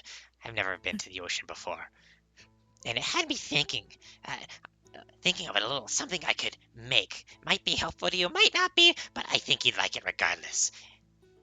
I was inspired, so Okay. I stayed up all night tinkering. And he takes your hand and abruptly pulls it and places what looks like a small metallic like toy, like a generic, almost like a starfish shape, Mhm. made of metallic scrap and some bronze banding and such. Press your thumb to the rune in the middle to activate it, to turn it on to breathe life into my creation. Okay. You do so, and you feel a little vibration in this. It's very soft, and something begins to like spin and turn inside of it, and a soft voice chimes out of this. Tiny class life form detected. Attitude happy. And you feel on your back the seahorse swirl around in its jar, in its container that you've made for it. Okay. It detects anything that lives in the water that's nearby, and it'll tell you about it, and whether it's happy, not happy, or otherwise. Thank you. Maybe- It's just Sounds amazing. useful. Thank you. Yeah.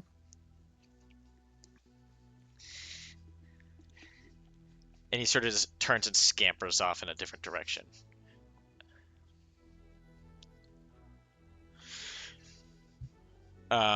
So all of you are convened in the tap room underneath the in the tap room underground in the North Crater Nook. The rhythmic continues in the stones above you and in the walls.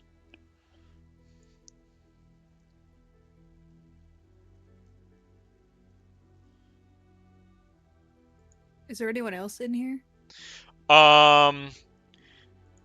Brelly is in here, sort of polishing her teapot. And there's like a couple dwarven travelers at a table, eating sharing a small loaf of bread with honey smeared on it.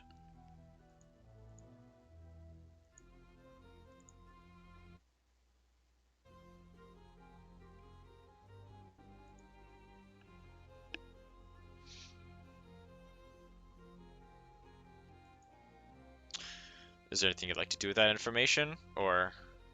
Does No, anybody just- look alarmed Yeah. by the thump of Roll what is presumably boots? roll insight.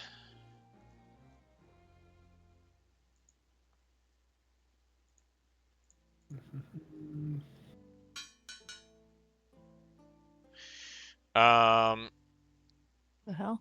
they seem almost like they seem to not even really notice, as far as you can tell. Even no indication they're not aware of it. I mean, how could they not be?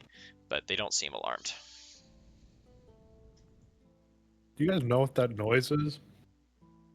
Forgive the uninitiated. We've only been here for 10 hours. Brelly looks over and she says, "Oh, it's probably another battle group passing through.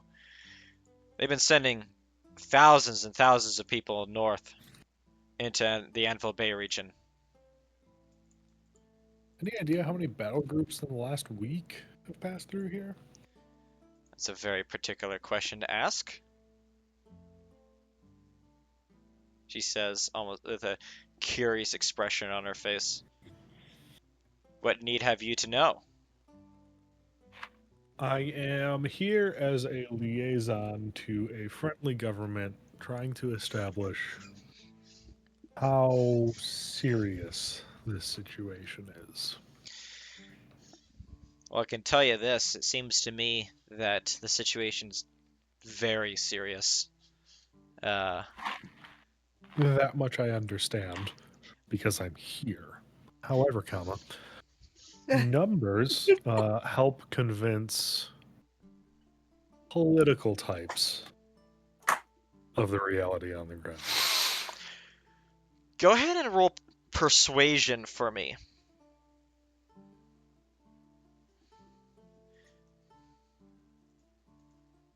Well, 21. She's like, well, they told us to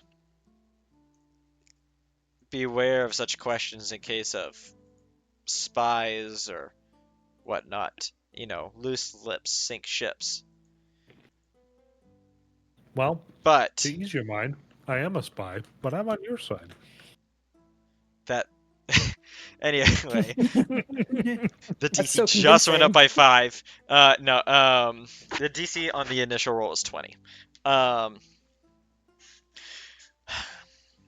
I'd say at least I can't count the amount of battle groups, but it seems to me upwards of 50,000 personnel. Maybe more.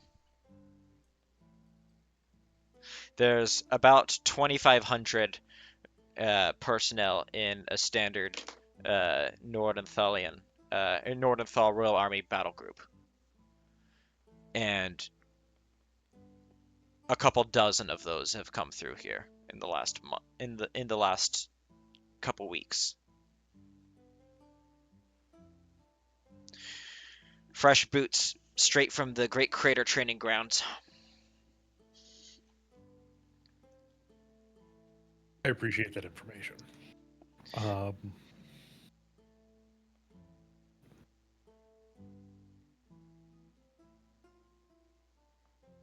I was going to flip her a coin for that, but I'm about to run out of those.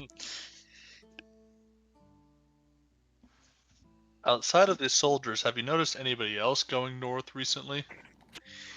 Well, no one's permitted to go north under unless they have very specific instructions to do so. Obviously, we send supply trains north with food, medical, like clerics and doctors and surgeons and such.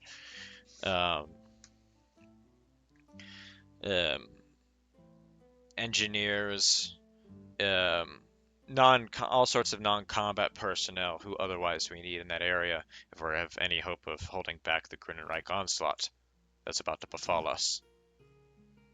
Who are we talking to right now? Brelly.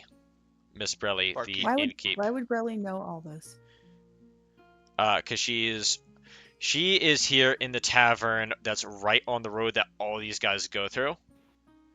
And when people drink, they like to talk. And She's a she, town gossip. yeah, town gossip. She has the tea, literally. And as you can tell, she can tell when there's soldiers marching by and such. So I'd assume most of the time these are groups of people passing through. Has there been any solo doctors or surgeons that have gone by in the past week or two? Solo? Perhaps anybody in a mask? Yeah.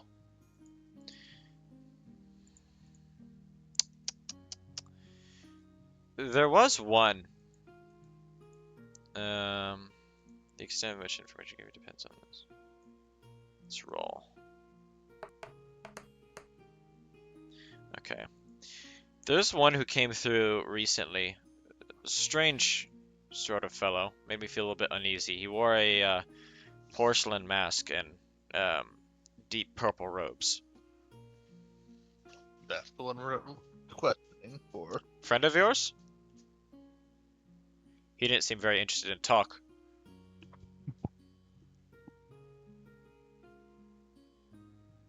Wouldn't say friend, I'd say acquaintance we would like to meet up with again. Well, I hope you find him. In What's good the name health. of this place again? Sorry. This is the Oh. North Crater Nook. In The city. Durgrim's Hold.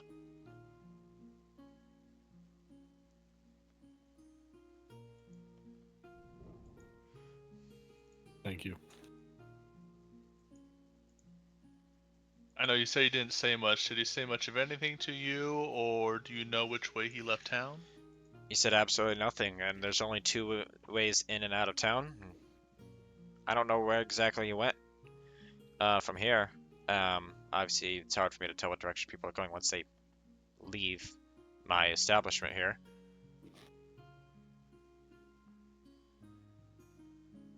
How many days ago did you say this was?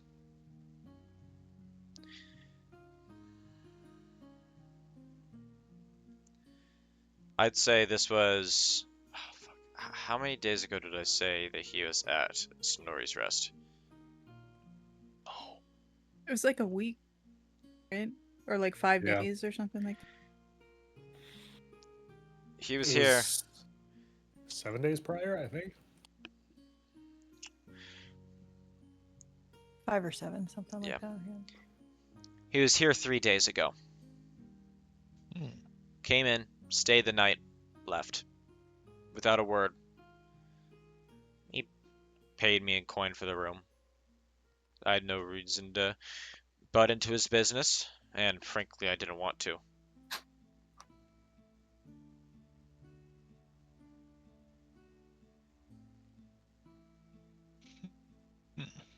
Why? Is there any reason for concern? No reason for concern. Roll deception. He wouldn't know, would he? You guys I got explained it to him. some information. Yeah. She has no reason to doubt you.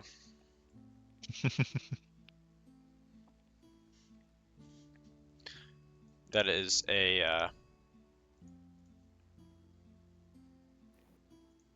yeah, there's a 23. She doesn't find any reason to doubt you. Sorry, I'm stuffing my face too, so It's all if good. I don't talk, it's because I'm chewing. you're good. Anyway, what do you guys do now?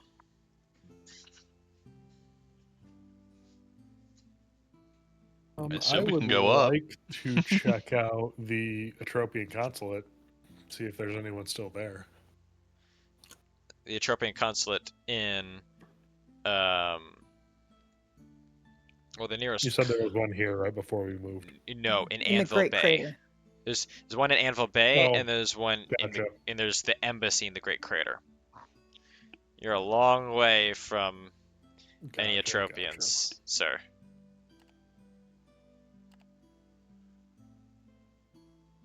He figures if he says it enough, he'll just put one in Yeah. where he's at right now, so he can talk. One drops out of the sky. Gotcha. Nah, I just didn't take good enough notes. It's all good. But yes. Okay, so you guys could head up to the surface. You could check out the blacksmith shop. If you want, you could maybe go and talk to someone at the keep, or you could just straight up get moving. Compared to every other place you've been to, Durgrim's Hold seems to more or less have its shit together. Finally, right? We did establish a meeting with. I don't remember the base commander's name. But The we were supposed lesser to meet him this morning. Lord Militant Ragnar. Yeah, that.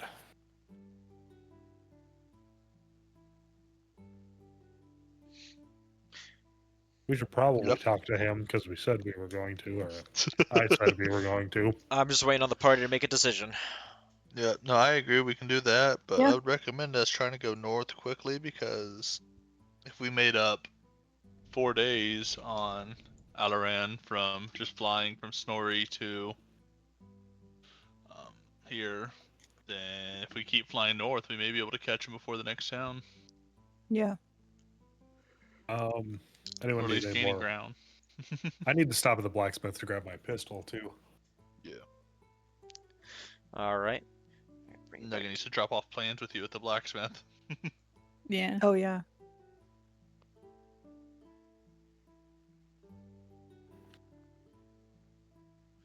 Okay, so back here at Durgrim's Hold. Who would like to go where first? I will go to the blacksmith. You're going to the blacksmith. Clark, We'll are you just going all as well? stick together. We'll just all go to the Yeah. blacksmith. All and then parties we'll at the all go to blacksmith? meeting. All right. Wonderful, lovely. Just wait for people to speak up.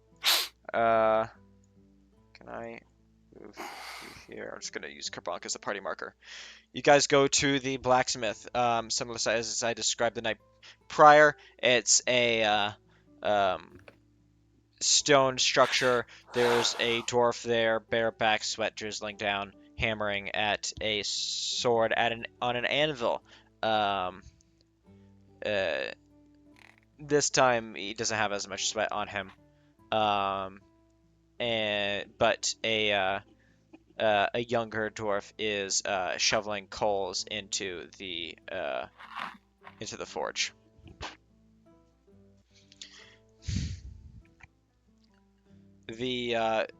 He looks up to you mid-swing, and sees you, Clark, and says, "Ah, yes.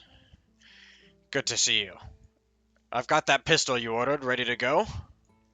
Outstanding. Perfect. That's gonna be You're a 10 gold. gentleman and a scholar. It's gonna be 10 gold as we agreed. He says, pulling a black-barreled pine wood furnitured rune powder single-shot pistol out from like his back waist, and sort of flipping it in his hand so he's holding the barrel and extending out the handle to you.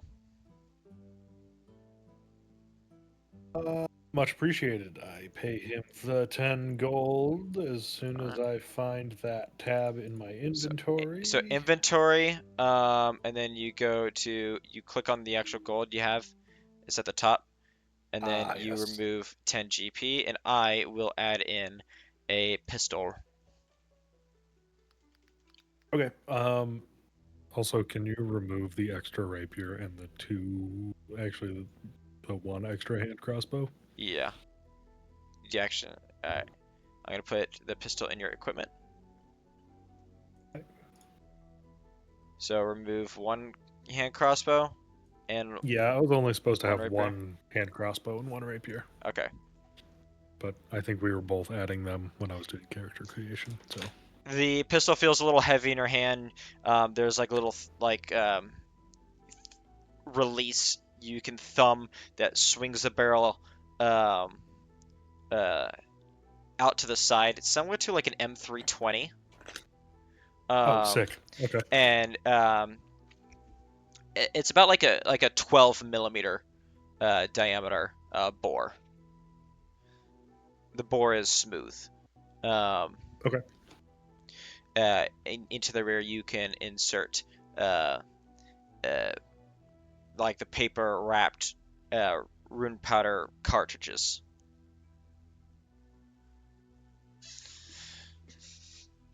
And then, thunk, back into Yep. place. Pretty standard rune powder stub pistol, but this one seems to have some extra care gone into it. The edges of the furniture are more smoothed down, given more of a polish. You don't see like the small imperfections that might dot a mass-produced military weapon. So a little Dig more it. time and care has gone into this one.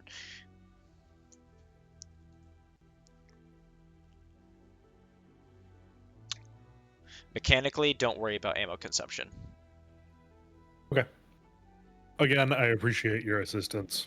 And I appreciate your gold. Mechanically different caliber than the rifle rounds. Yes. Your your elemental rounds will not be able to fit into this unless you find a way to modify this pistol to a wider bore. Okay. Your rifle is probably about a 15 millimeter diameter rifle, like .590. Mm-hmm.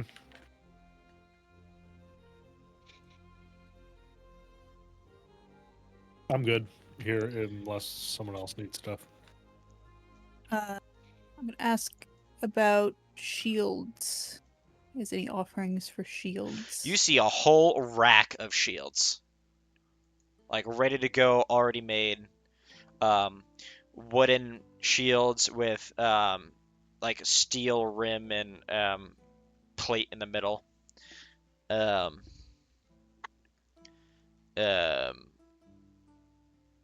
Very standard issue military ones.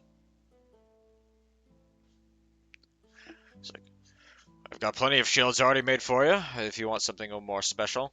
Well, I don't exactly have the time for it unless you're willing to pay a considerable sum. I'm No, sort of under I'm- perpetual I'm- contract from the army folks here to keep building more of this stuff. No, I'll place my shield +1 down on the counter and see if, and ask if he has anything better than this here. Ooh, this is fine make. It is, with mithril reinforcements and such.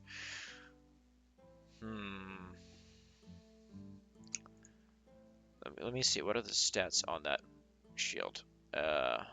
Just +3 AC. Goes. He ponders for a moment. Just +3, no big deal.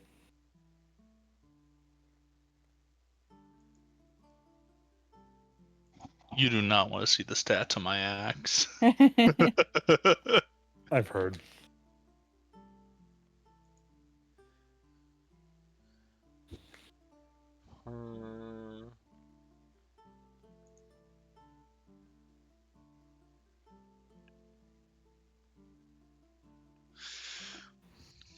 I don't think I have anything that can offer you better protection physically than this. However, there is one particular item that I have in the back that might be of interest if you're looking at something a little irregular. Okay. Let's see Um, what you have. He goes in the back and brings out a round shield that's similar to the other ones in general physical construction, where it's like a wood round shield with like a steel rim and plate in the middle, except the plate in the middle has is emblazoned with the symbol of an eye. the eye itself looks rather draconic in nature. This here is a sentinel shield. It's rather uncommon.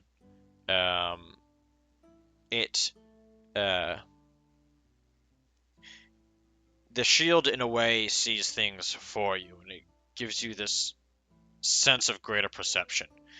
So basically, with this shield, while holding it, you have advantage on initiative rolls and wisdom perception checks. And I would say that shield would be... asking price is going to be 150 gold. It is that only with armor class +2, by the way.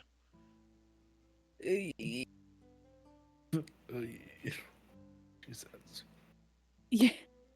I mean, with trading in my shield +1, it'd be 150, or just on its own trading would be that 150. in.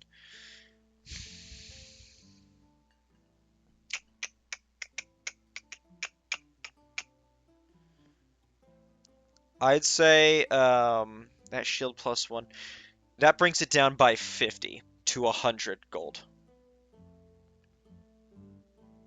Mm, As asking price.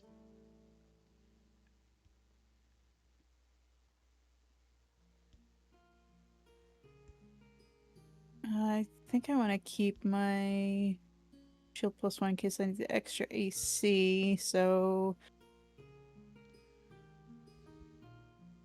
can you do me any better on the price, good sir?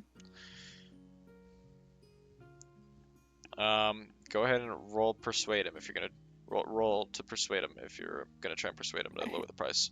Minus. Unfortunately not. Times are tough and I don't get paid a lot. If I'm gonna part with this thing, well, it better be for fair price. And the fairest price is the one I'm giving you now. 100 gold and your shield.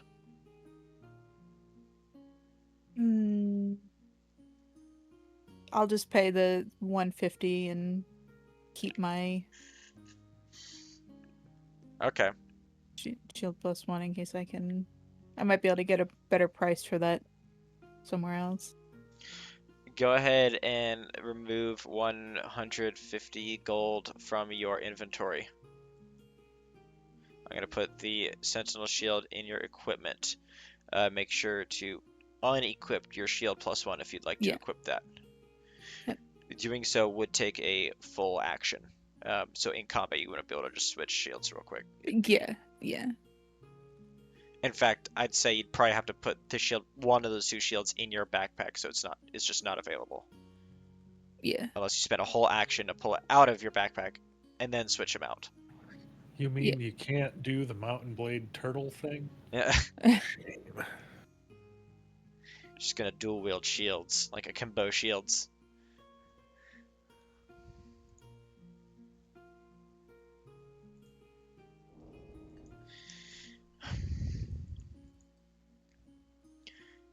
Is there anything I can do for any of the rest of you?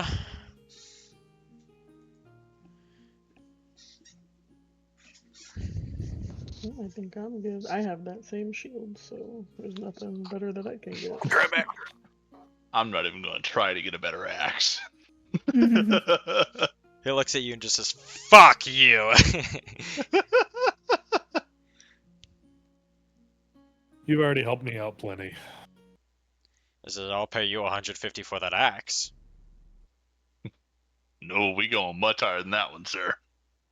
It was worth asking. Just pawns it off. Can't get told no if you don't ask. All right. So, do you guys want to now head to the central keep to talk with Lesser Lord Militant Ragnar, or do you want to depart, head north along the Lonely Road, and enter the Anvil Bay region? Probably to Ragnar, because he probably wants some intel anyway. Okay. And we Sounds could good to use me, some too. as well. If the party concurs, gonna take this. You guys head over to the central keep. So in the just to your east, the tallest walls in the fortress, the tallest and thickest walls in the fortress, form this square defensive perimeter with towers at each corner. A gate with double what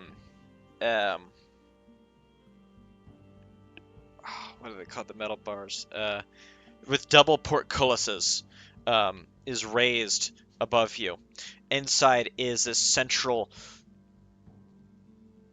very geometrically shaped, extremely dwarven looking, basically like 5-story tall blockhouse, with narrow slits for rune powder stubbers to poke out of.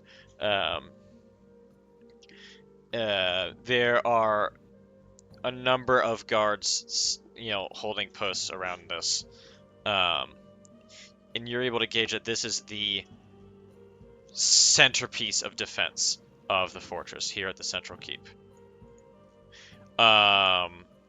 Waiting for you at the door is the captain you spoke with earlier. Good morning. Morning, Captain Thorgrim. Memory serves, we have a meeting this morning. Indeed we do. Now, the Lesser Lord Militant's time is short, so I recommend we make this quick. Follow me, he says, motioning to you, and entering into the doors of the central keep.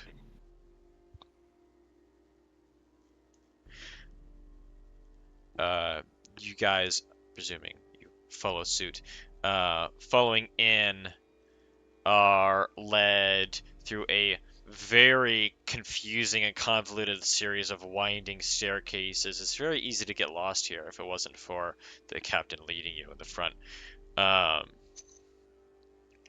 Up to an office-like room behind a pair of arched double doors on an upper level of this keep. Inside stands an older dwarf with graying facial hair, and before him is a long table with a map sprawled out across it. So, you're the band of travelers who've requested audience with me. Indeed. My captain here tells me that you are on special orders from the king himself. What do you need of me?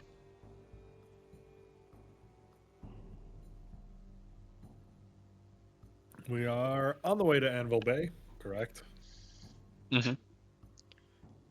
And we're looking for either expedited passage or any intelligence you can give us on the region.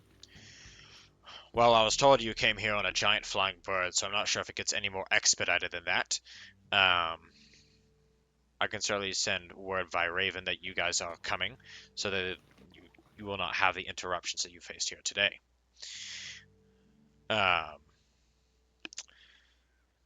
Normally I do not do this, but given you are specifically on the king's orders and seem to head directly to the city itself to speak with the archmage Kaelith the Krakenslayer, I will show you my map here. And he motions over to the sprawling map on the table set before him with little figures of soldiers and such and ships. Stepping forward, you guys take a look at the battle map of the Anvil Bay region.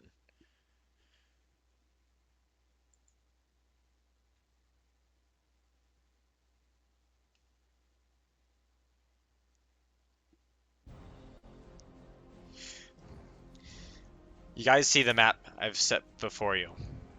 On it, you see Anvil Bay in the center with these circular lines drawn around it, labeled 20 miles in red and 50 miles in blue. You see a number of other villages around it, and a small flotilla of vessels just offshore.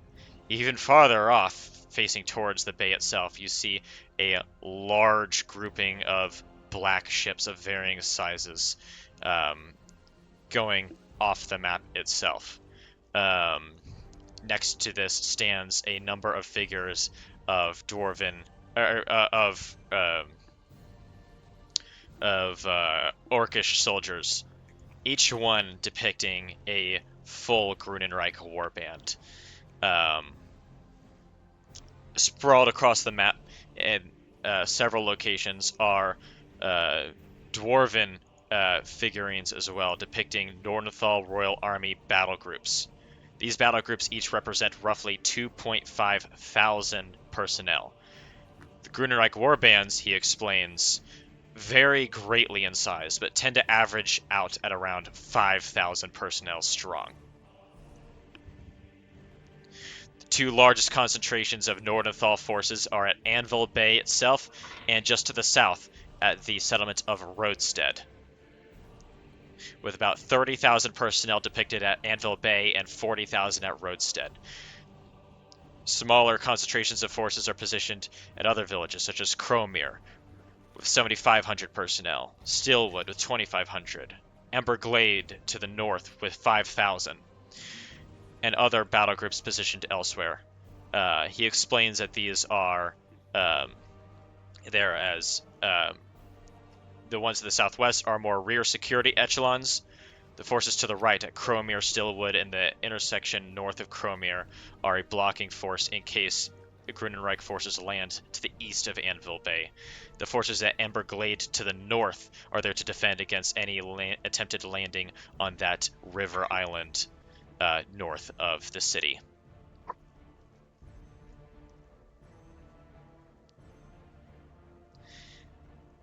And I'm gonna have you roll insight for me, Clark, given you are looking at this to gauge how serious the situation is. On a 17. 17. This is a direly serious situation. This is a major battlefront. This level of concentration of forces has not been seen in any conflict Atropia has fought in since the Vale War half a century ago. Fought between Atropia and Grunenreich in the Krasnogoran Vale.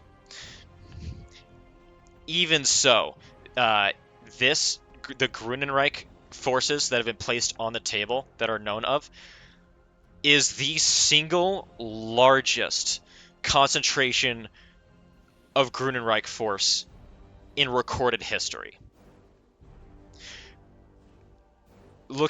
Counting up the numbers, it equals out to about 150,000 personnel, which is unheard of.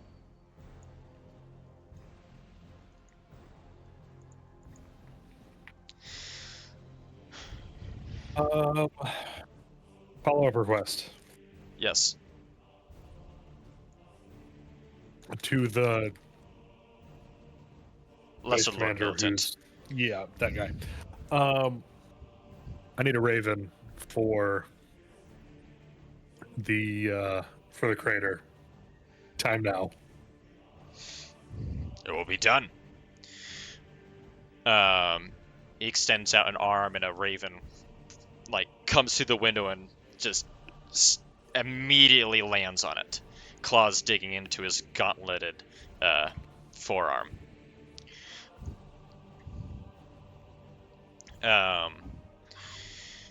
He sets it down upon the table, and and he bids it to approach you. I'm writing another report for the Atropians. Okay. It'll be in DM notes as soon as I finish All right. writing it based on what I'm looking at right now on the map.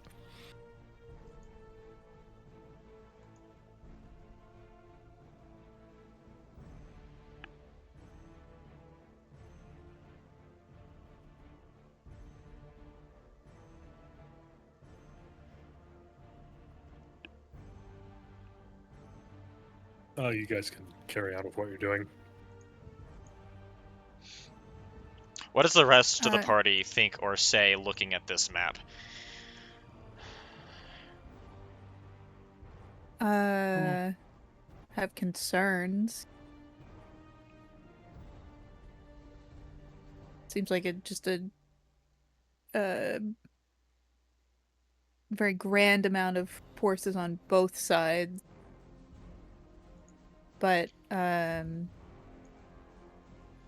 also concerned about like what we don't see. Like we the party have knowledge of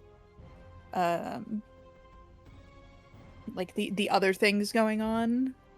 So if this is all coming just from what is known by the public, more or less, like there's a lot of forces at work right now.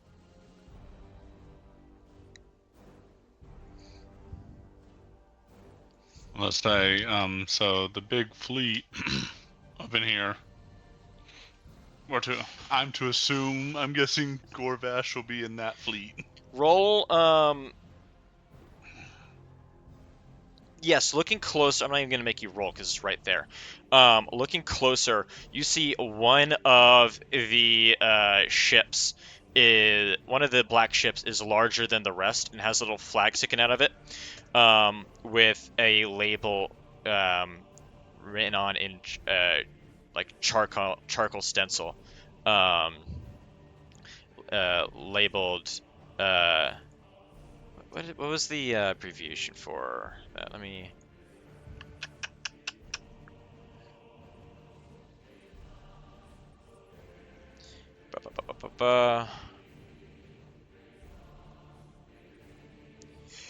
GNC Hammer of Groomsh. Clearly, go ahead and roll in on that. Go ahead and roll insight for me. Okay. Just normal insight or insight? Yeah. 10. 10 insight.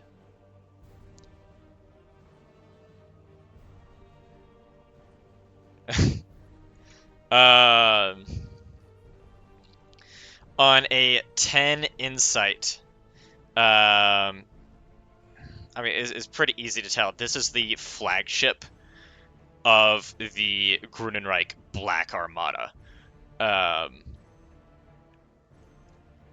And it wouldn't be beyond reason to believe that if Gorvash, War Master Gorvash, commander of the armies of Grunenreich, is anywhere in this formation, he's there. On board the Hammer of Groomsh.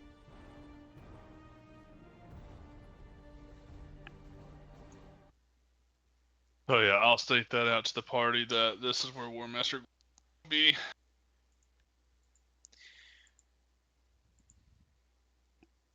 Quig, did you hear that as well? Just want to make sure you're tracking that. Say that one more time, please. Big ship here. Mm-hmm. Will be the flagship. That is where War Master Gorvash will be. The GNC Hammer of Groomsh.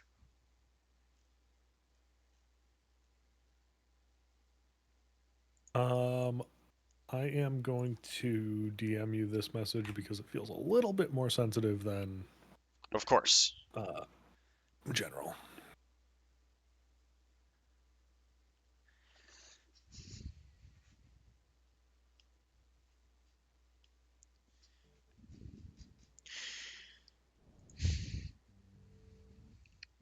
The Lesser Lord Militant speaks up, says, "Frankly, I'm not sure what could be so important outside of this that the king will send a band of civilians, even the ones as clearly well-traveled as you, into this mess. The Black Armada has already been seen off the horizon of Anvil Bay. The remnants of our fleet have been reformed into the Anvil Bay Defense Flotilla. They're not enough to stop the fleet from landing themselves, but they're able to get smaller stragglers and keep them at bay.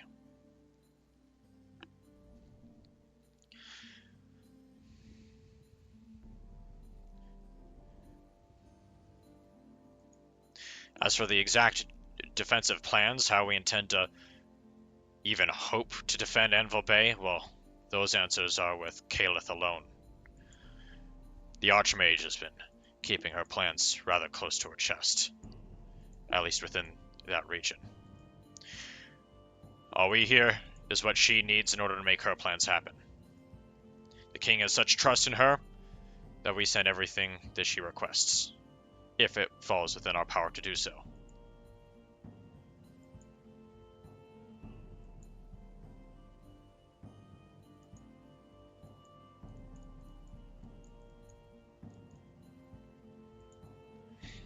Okay. Quig, do you finish that letter? Yep. Okay. You attach that to the raven's leg, and it, without even having to tell it where to go, it flutters. It seems to already have an understanding. It just spreads its wings and flaps its way out the window and into the distance.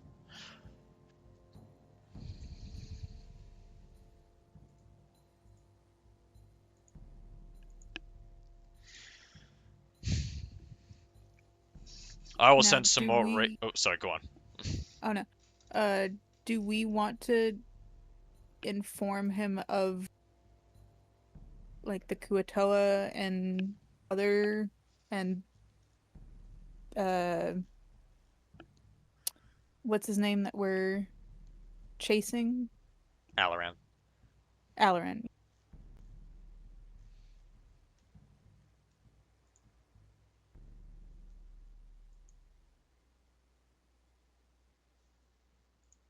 Anybody? You're talking the Lord? Lesser Lord Militant. Yeah. I vote yes, but I've only been here for, we'll call it one full session. I don't see the harm in warning them. I don't know if they'd make a move here, though. No, but being aware, making sure that they're prepared for additional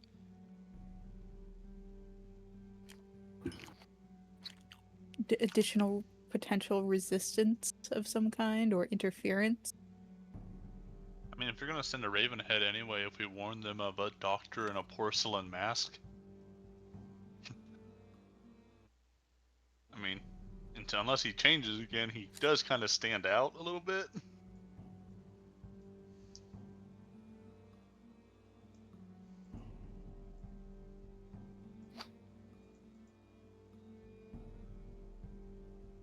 I'm all for letting them know. So what exactly are you guys telling him? Are you telling him of the Kuo-Toas and of Alaran?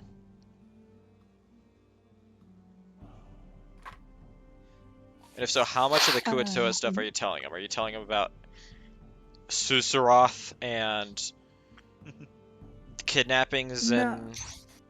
I would say kidnappings, that they are kidnapping all kinds of individuals. It doesn't matter, women, children, whatever. We don't know what their intent is, and we don't know if they're in fact working with our enemy or anything, but they are a significant threat that has been spreading throughout the region. Nice. Excuse me. That we have encountered. And with Alaran, probably don't want to give him. You probably don't want to give the full story. Probably be a little brief that he's not who he seems to be, and that he does have the ability to change his appearance and to watch your people carefully.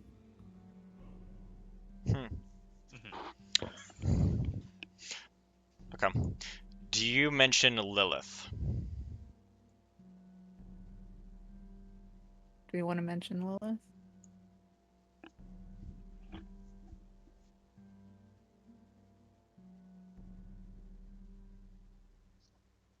I feel like Perfect. no, but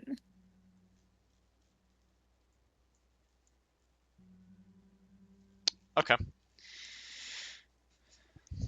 like I said, like Sounds like a keeping it resounding brief no to enough. me. Yeah. Okay. So you're talking about the Kuo-Toas, the kidnappings, and to keep an eye out for someone of Alaran's description, and they might have shape change. They may have shape changing capabilities, or that they do. Yeah, and that we don't know if he will try to worm his way into anything, or I see. he's may not be as honest as he seems, or who he seems to be. Okay. He takes us in, and his ear particularly catches the Kuo-Toa part in the kidnapping. Says, "That's most strange. We've had reports in the nearby farmsteads and villages, smaller hamlets and such, surrounding, in the distance, Durham's Hold, of families disappearing, and citizens vanishing into the night. Given the going-ons of the war, we've been too preoccupied with the crisis at hand to look into that in earnest. We've mostly just assumed that the common folk are growing understandably fearful of the situation with Grunenreich and are fleeing further south or into the wilderness to wait it out, so to speak. But I'm almost curious if there's a connection. Yeah, I'll mention the fishy smell and goop as well. I can dispatch a small task force to take a closer look into these disappearances. Maybe something will turn up. We will be on our guard, and I will send a raven on the way immediately to warn of this Alaran, or of this doctor you speak of. Yeah, since he provided us with some intel, figure provide him with our knowledge as well.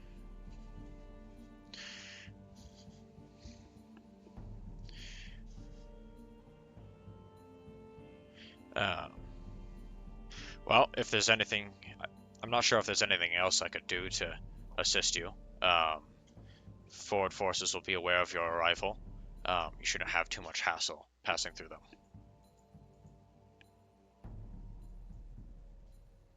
Excellent. Now, if that is all done and settled, I've got other meetings I need to tend to, and troops I need to check on, he says. The captain here will see you back out of the hold. Ensure that you are well stocked with provisions for the northern journey. I must warn you, Anvil Bay is very cold this time of year. And the lonely road leading north from here is long and mostly desolate. I hope you are not too accustomed to sleeping in an inn. You may not find some for quite some time. Think we'll survive, whether we like it or not. Well, if you're on the king's orders, then you have no choice but to. And he dismisses you out from the keep. Back to Durgrim's Hold. You guys leave the keep and are back now into the center intersection area. I forgot to mention earlier, there's a fucking battle group of soldiers marching, like, through. Northbound. Dwarves and halflings and teams of these war sheep hauling covered wagons.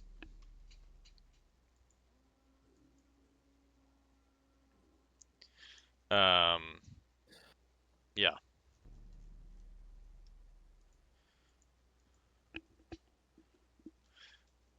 I'll tell you that there's not much left to do here for you at Durgrim's Hold. Sort of over the table. Unless there's anything specific you guys want to check out or look into or do. You've kind of done what there is to do here. I think it's time to keep moving. Yep. Yep. Okay. It is still morning. Are you gonna summon the bird in here and just fly out? It's the quickest way. All right, you guys do so.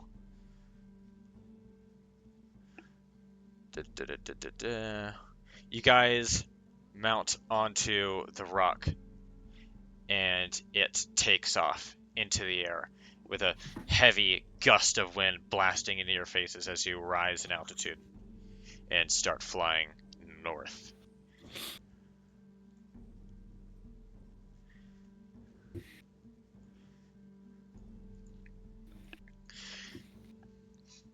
The flight takes a great amount of time.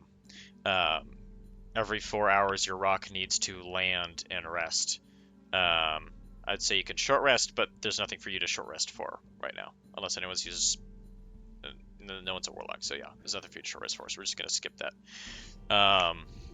Yeah, we just get off, stretch our legs, and Yeah. you know.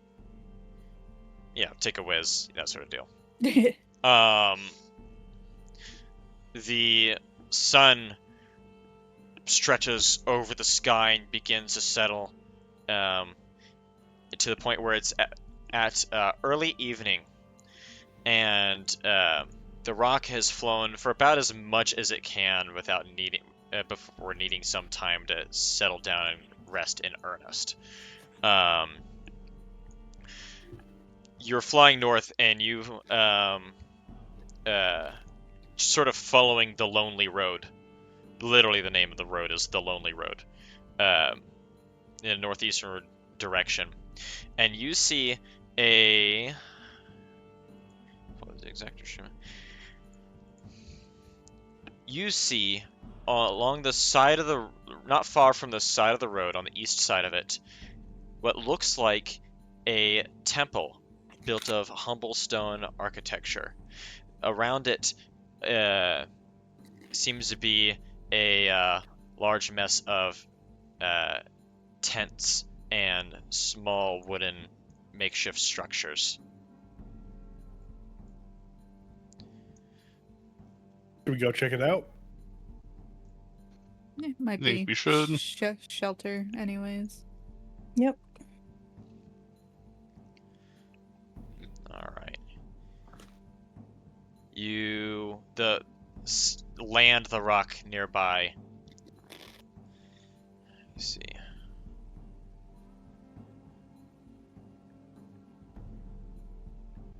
And give me a moment. I never uploaded that. I'm gonna do that right now. Stand by. How bloody well dare you? I knew I forgot something. Uploaded maps. Oh, maybe I did upload it.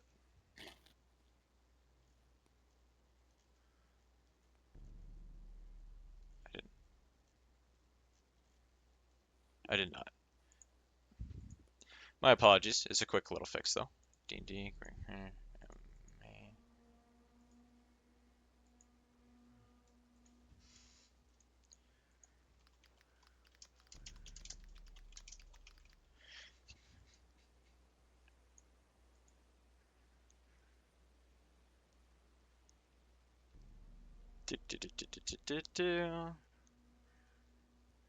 There she is. And bing, bang, boom. Is that a motherfucking dolphin? Indeed, it is. You sent me to a temple of nature's rapist? You land down and you immediately identify what's a refugee camp surrounding the temple that you see before you. As I said earlier, built of humble stone architecture. Above the arch at its entrance is a painting, is a painted carving of a blue-green dolphin chasing its tail. The refugee camp around this is tattered with basic, very, very crude basic canvas and wooden structures. Peering at you guys are a number of dwarven and halfling, a fewer number of halfling people, bundled up in blankets, protecting themselves from the frigid cold, which the rest of you wearing your enchanted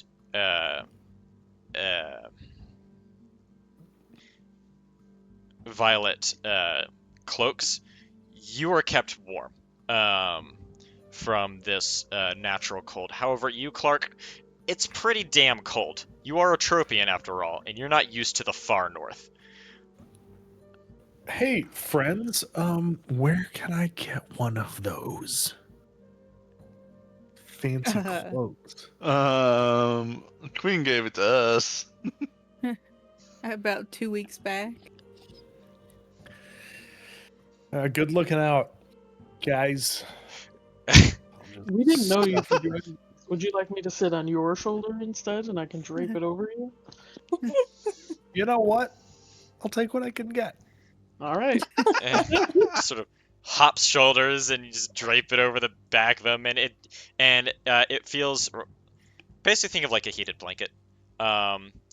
So these cloaks will protect the party from any mundane cold.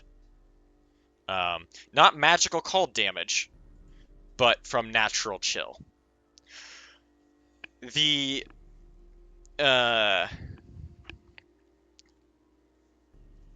refugees here, these people look at you with wide eyes, and stepping out of the camp you notice several dragonborn. Over top of clearly civilian garb is scale mail armor of steel. Each of them is carrying a very basic but clearly lethally efficient looking spear. The kind that, the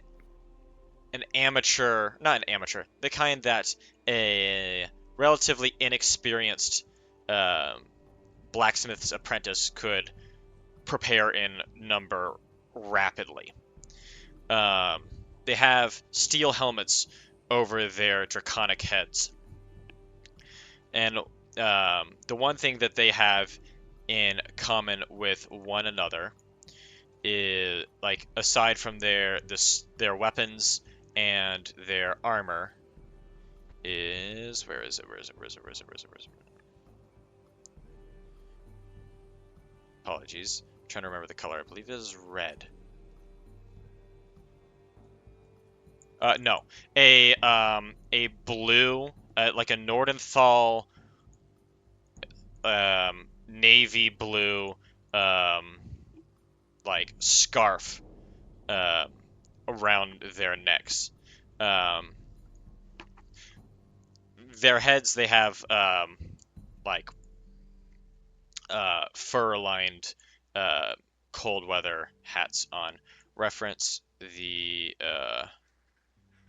DM notes.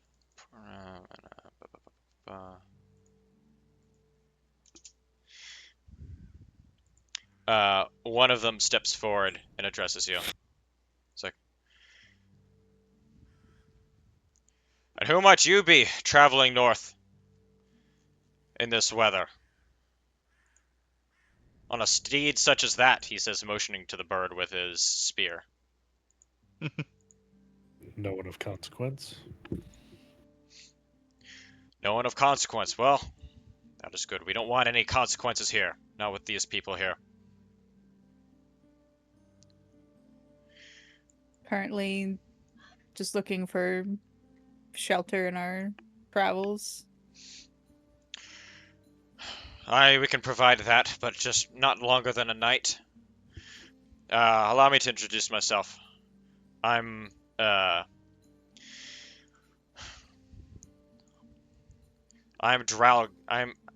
Dralgon with the Dragonborn Militia. The call was made to mobilize, and we have answered. We're a rear echelon element, tasked with protecting refugees, any remaining who are passing south along the lonely road, back down into the Great Crater region. The refugees and the temple here are under our protection. Any harm comes to them, we will retaliate with utmost fury. Is that understood? Understood. Yes, sir. Understood. And I'll just like holding my empty hands up, like I'm not looking for any trouble. Very good then. Welcome to Anvil Bay. I think you'll find it less accommodating than usual. Yeah, I think we expected that. Unfortunately.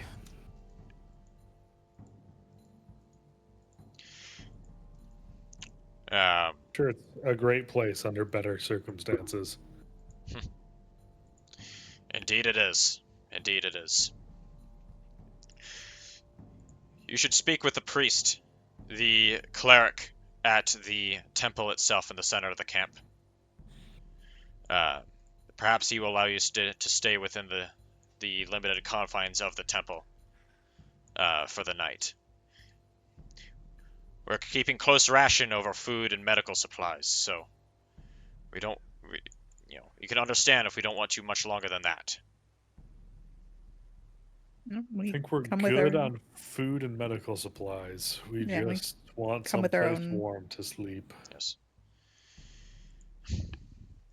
What little the druid is able to provide to us, and what little healing the cleric is able to help us with, is all we have. It's not enough to go around for everyone. Well, it's not enough to go around for, newcomers from the south.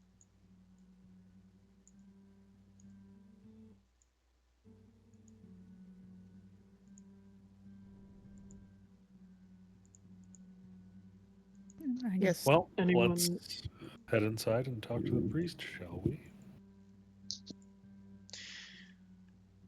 Okay. What were you gonna say, Neo? Oh, I was just gonna say, like, is anyone in need of medical attention? Like, or is that just kind of like a... And now the cleric, our cleric here, the priest, has been he's been acting as our cleric. He's been very helpful in tending to any frostbite, other wounds. As for starvation, we've managed to keep that at bay with the help of some kind of local druid who's arrived in camp with a number of the refugees. Okay. She's been summoning animals to go and hunt and bring back just enough food for us to eat.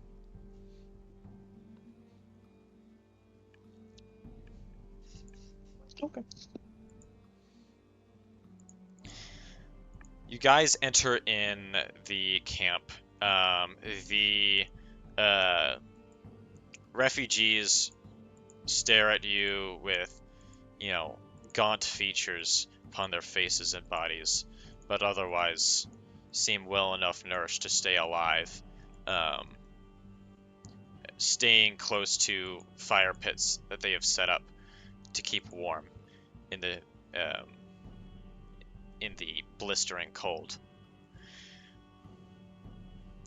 You approach the temple, and you notice the symbol of the dolphin on the arch above. And standing out front of this temple, wearing an outer layer of white robes, is a figure the height of a man. However, his skin is a deep sea blue. His eyes like the waves themselves. He clutches onto a pale walking stick and regards you wordlessly as you approach, particularly catching eyes with you, Lyra. This is indeed a water genasi.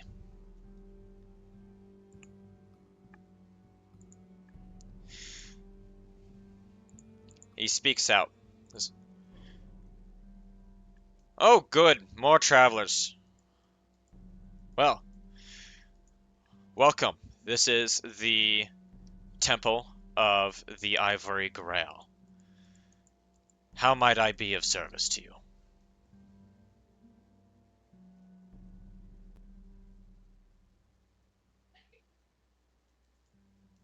Just looking for a warm place to spend the night in our travels.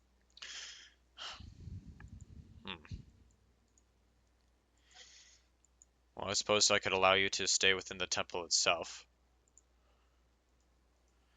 But there's not much room inside. It's rather small. Just for the night? We're not intending on staying longer than that?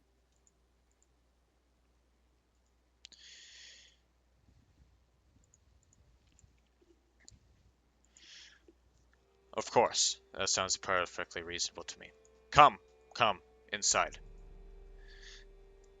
Lest the cold get to you like everyone else. He himself is bundled up. He has like a heavy scarf wrapped around his neck and a hood over his head. His hands are covered in like these fingerless woolen gloves. And he motions you inside. Where inside you see the walls are adorned with faded chipping murals, and at the end is an empty pedestal where it looks like something perhaps once stood but no longer.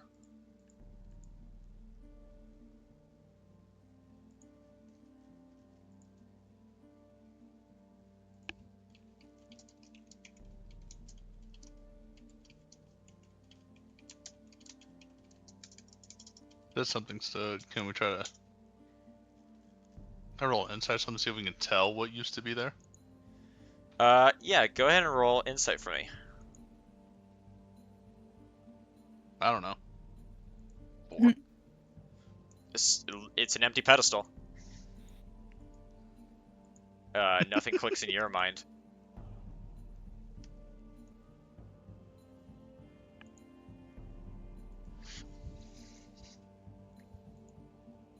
Nat 20.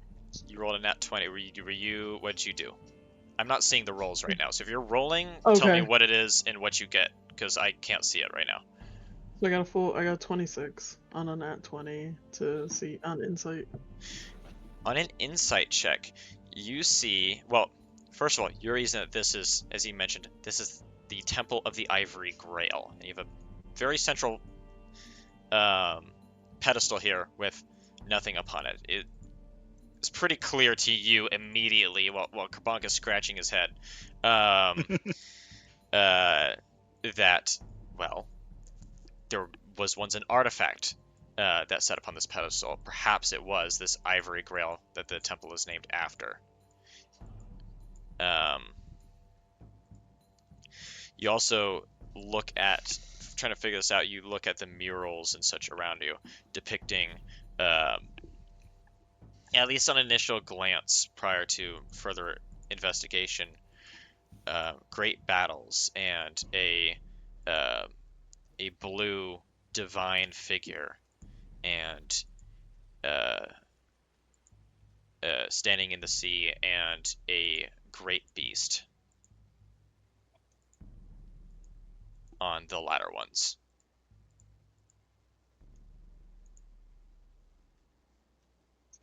Was the pedestal always empty when you got here? Or what happened, what was on the pedestal?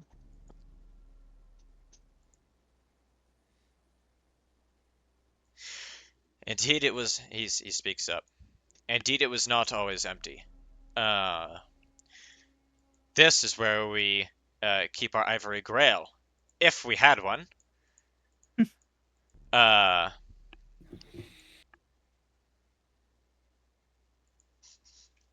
Dinkelberg. Yes. The tale of the ivory grail is a rather long one if you have time to listen. But We're spending the night. well, in that case, perhaps I should have introduced myself upon our meeting. My name is Koramora, and I am the last of my order that are here to protect the temple. So, the tale of the Ivory Grail began long ago. Before the rebirth of space and time within the material planes, there was the Dawn War. For chronology inconceivable to us mortals, the gods and primordials battled over what ultimate force shall reign supreme over the universe. The gods fought for order, seeking to bequeath unto the troubled universe the same eternal rules-based structure that their father, Ao, had bequeathed unto them. The primordials, however, fought for chaos, determined to drown the universe in the same endless cycle of creation and annihilation that churned them into being within the unknowable depths of the abyss and its uncountable layers. The Dawn War was fought with such reality-tearing ferocity that the universe had slowly sundered into something new, the multiverse, where different worlds were separated, not just by space, but by reality itself. These shards became known as planes, and powerful magic was conjured by the divine to inhibit travel between them, so that their primordial enemies could be defeated in detail. After the isolation of the material plane, Deep Sashilus, elven god of the sea, looked into the waters that would later be named the Anvil Gulf by the dwarves and sought to give its inhabitants a protector from the ravaging forces of chaos. It is said that Deep Sashilus took the ivory of a great white whale and forged it into a grail most holy. Into this ivory grail he poured the blood of a friend who had perished as a noble warrior king in the fight against the primordials. Stepping into the sea, Deep Sashilus blessed the blood of the warrior king and poured the contents of the ivory grail into those cold waters. What emerged was a great protector, the will of Deep Sashilus given flesh and purpose. It was as caring for those who drew life from the sea as it was vengeful towards those who sought to bring them harm. This temple was dedicated to preserving the ivory grail, from which this great protector was born. My order has done this for millennia, long before even the Shattering. However, my order all but collapsed a quarter century ago when the ivory grail was stolen. Not long after, the great protector went missing. The other clerics ventured off to distant lands to seek the grail, or learn of what became of the great protector, leaving me alone to tend to the temple. I know not how the grail could have been stolen, as it was protected with powerful magic. No ordinary thief could have claimed such a prize, that is for certain. As for the Great Protector, nothing is known about its whereabouts, or, deep Seshielus, forgive me, if it even still lives.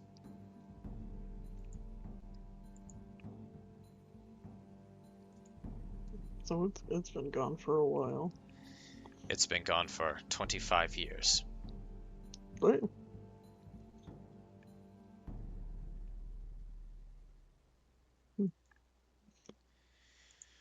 No word back on who you sent out to find it? No, each of them swore that they would not return until the journey is complete, until they've found it and brought it back to return the Grail to its rightful place. Or at least learn some news of the Great Protector.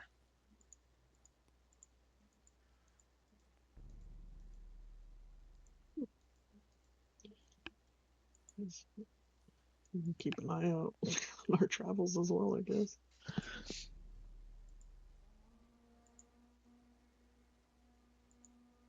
Yeah, I can't imagine we'd miss it if we saw it.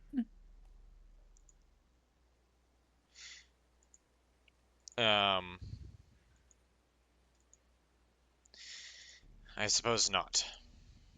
Though, I imagine if it were so easy to find, it probably would have been found by now.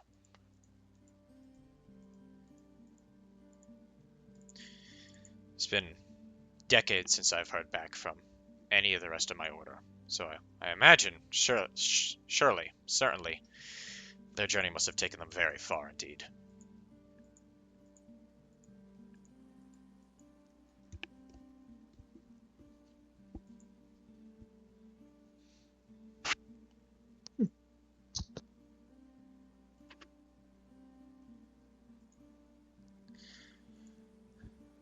But yes, that is the tale of the Ivory Grail up to this point, and the tale of me, Koramora, left alone here to tend to the temple. The name of Deep Seshielus. Forevermore, it may seem. To the end of my days.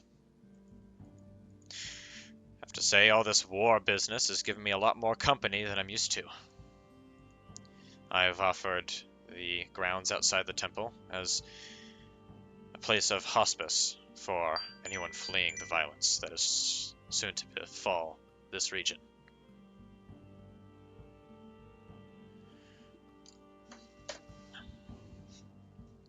It's you and one other, a druid? Helping Yes. keep... The druid is not of my order. She arrived with some other of the refugees. Just as we were running low on food, she arrived with a group of children, dwarven children and halfling children.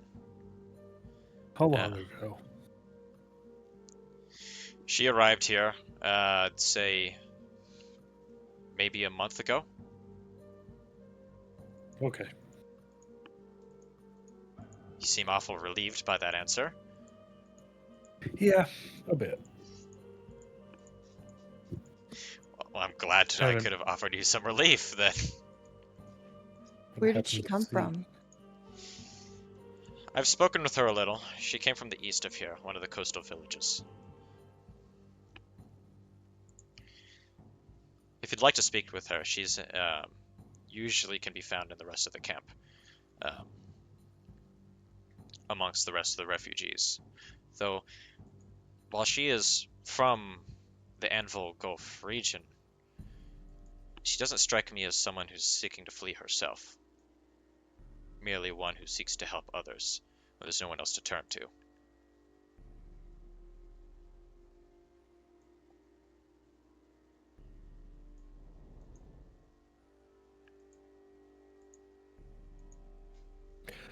I think a conversation with her would probably be a good idea. Anyone else?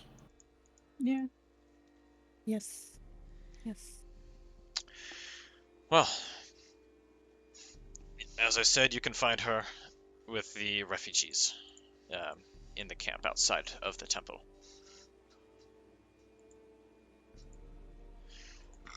Much appreciated. He sort of regards you for a moment, Lyra. You are It's not often that I see others of my kin. Me either. It's been a very long time. As far as I'm aware, most of our kind, at least in these parts of the world, are beholden to Deep Seychelles. Are you also a follower of the faith? Yes. Was Though I have not curious. practiced in many years. Well, if you'd ever like to, give it another go, the temple is here for everyone. None are excluded. I will keep that in mind. Thank you. He sort of gives like a respectful bow of his head and sort of goes and picks up a broom and starts sweeping the floor of the temple.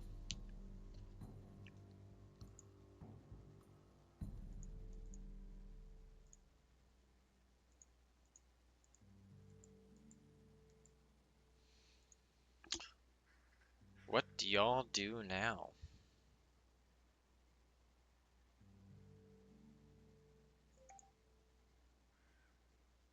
Go find the druid, I guess. Mm-hmm.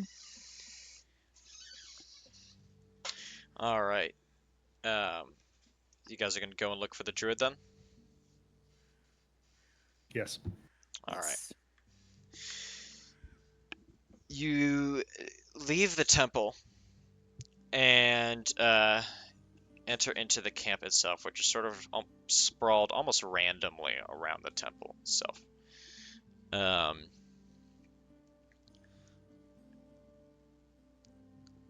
Looking around, you go ahead and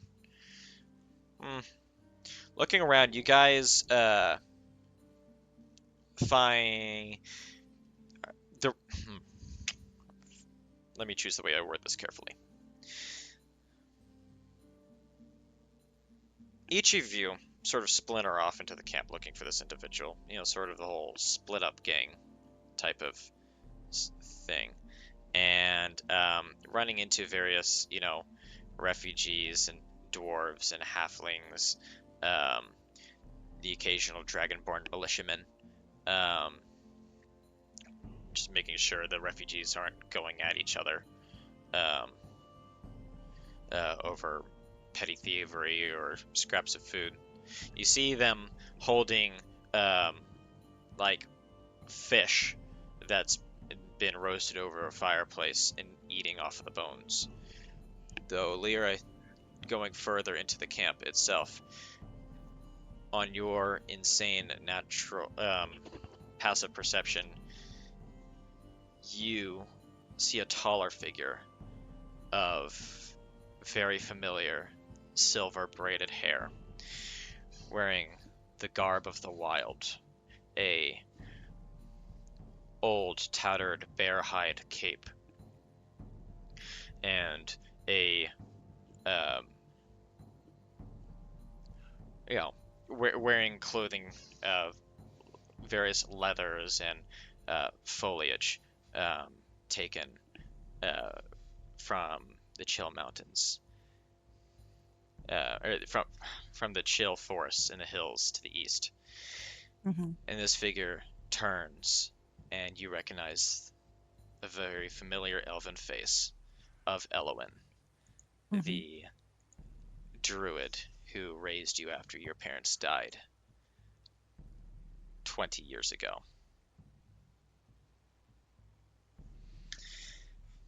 And she sort of pauses, her expression static, but recognition in her eyes as she regards you.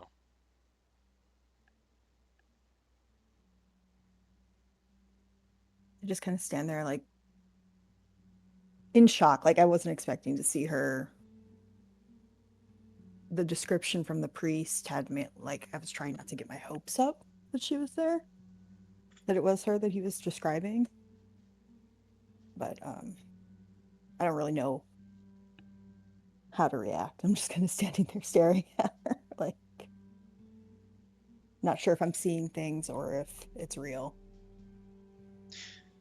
She approaches forward, sort of gently brushing away a dwarven child who's playing around with like a little makeshift ball. And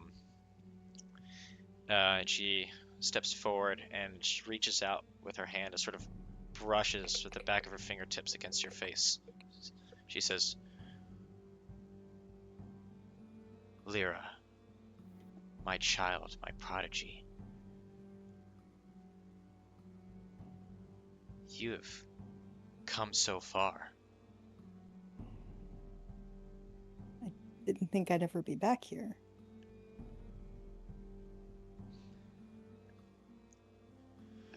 Frankly, I never thought you would return either. I didn't plan on it. The universe has a cruel way of foiling our plans. I did not plan to be here either. Why are you here? What happened? Is the village okay?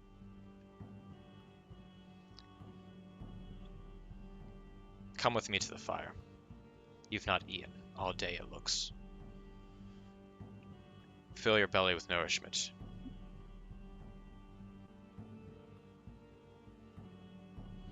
You will need the strength.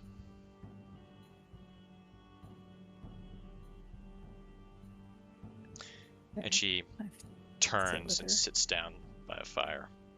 She hands a fish to you, a common river fish that is brought to her by. There is a sort of a ethereal looking spectral wolf that comes and drops more from its maw into the snow next to her. And she sort of pats it on his head and sends it on its way.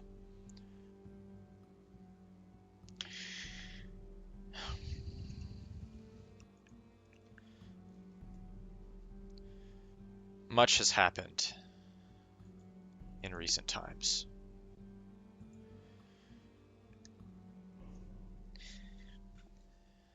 Much has happened. Well,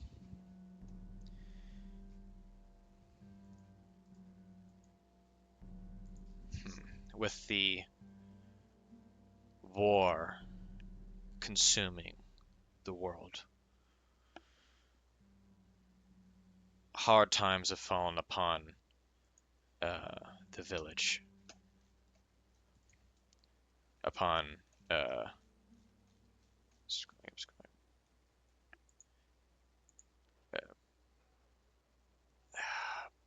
God, I'm trying to remember the name. Fuck.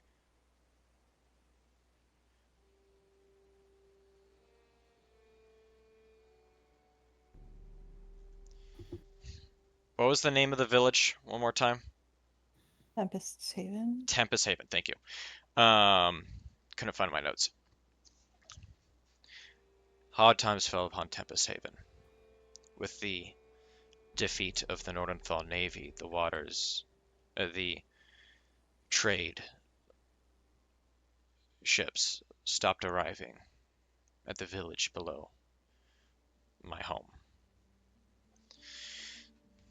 The people grew hungry and desperate.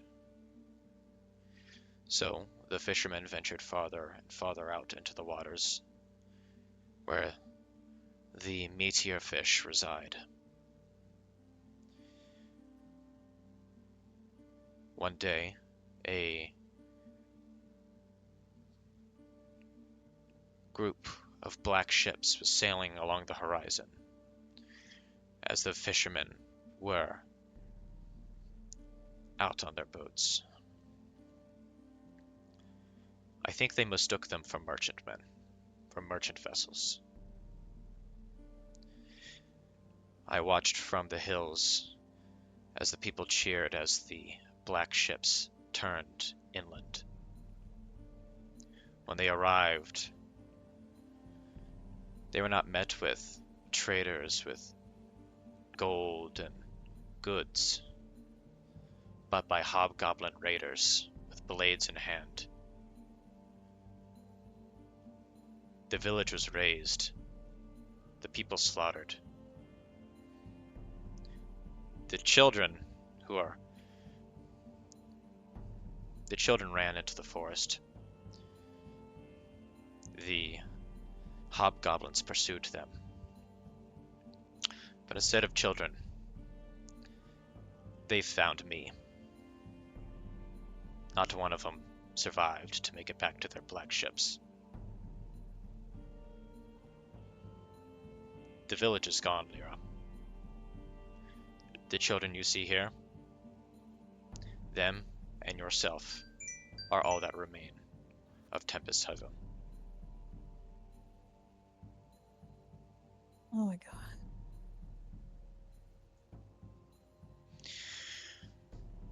I traveled with them, with the children here,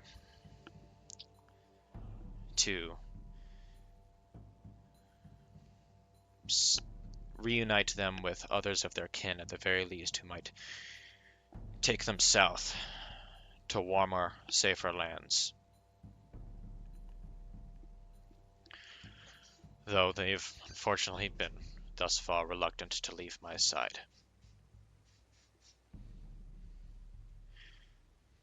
Once they have their strength back, it has been a long journey for each of them, but once they do have their strength back, away I will send them, so they may find new lives to the south.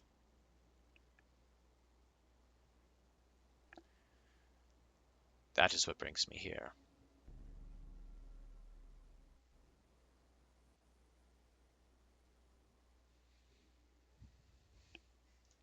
Cry if you must. I can't. I can't right now. There are bigger things to deal with than this.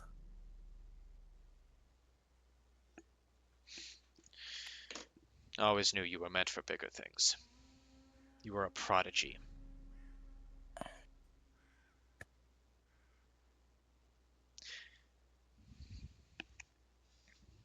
I don't know about that. But would you mind speaking with my rest of my group, my friends that I came here with?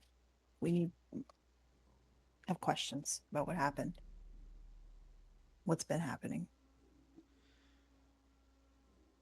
Little Lyra making friends at long last. You are full of surprises. I will speak to them. I call everyone over. I'm assuming the camp's not huge. No, a couple football fields at best. I'm gonna call out to everyone and call them over to where we're at.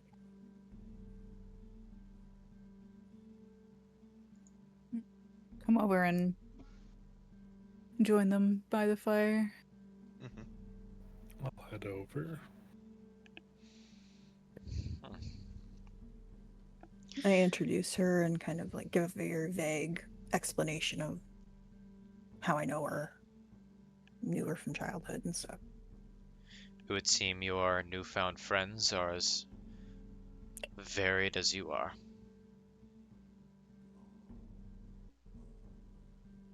The misfits, as we were. The misfits.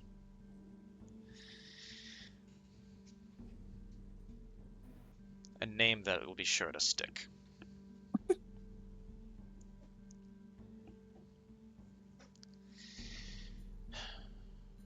I am told you have questions for me.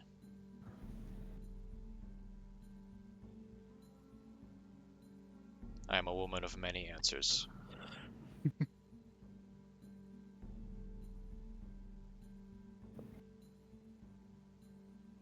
We do have questions, I'm sure.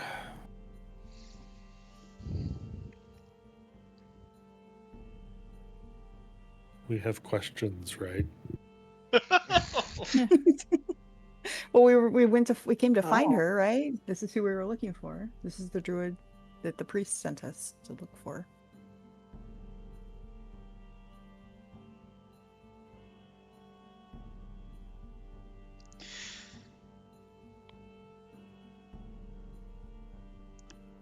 The right Yeah, but- question often evades the conscious mind at the most inopportune moment.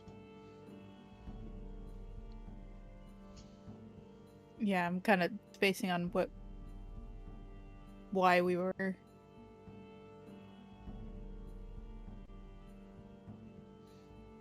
looking for her. Perhaps Why the priest? the cleric oft does not enjoy being bothered. Perhaps he just wanted some quiet time to sweep out the temple.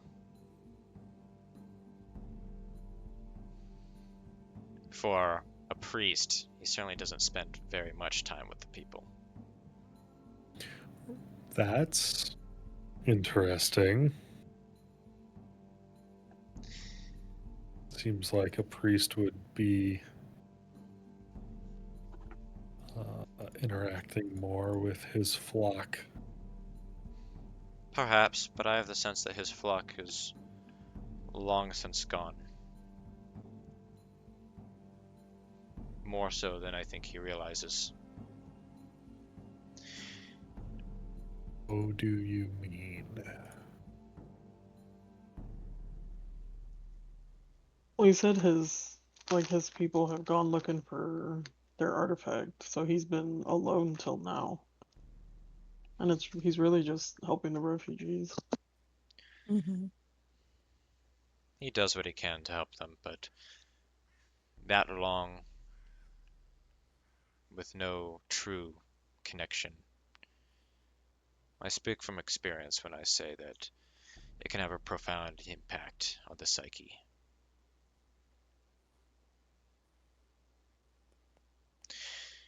Perhaps he doesn't know how to speak to a new flock.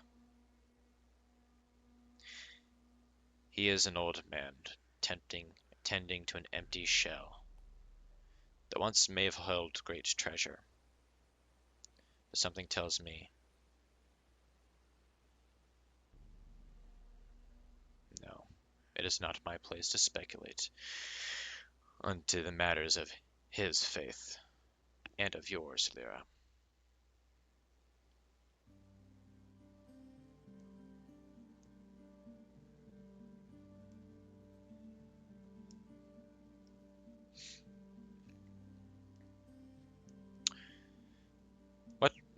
I suppose you've probably been asked several times already what brings you north, so I will not spare you with questions whose answers I have little interest in.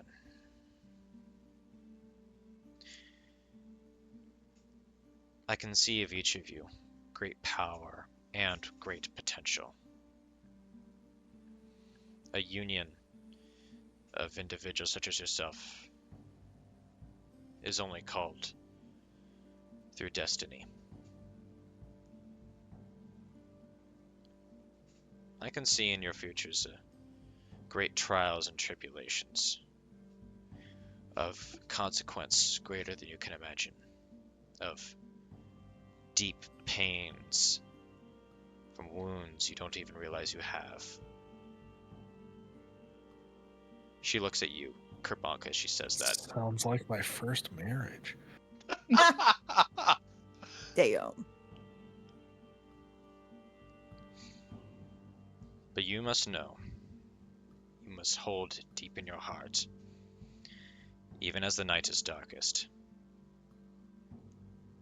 there is always a hope. Narrow, fleeting,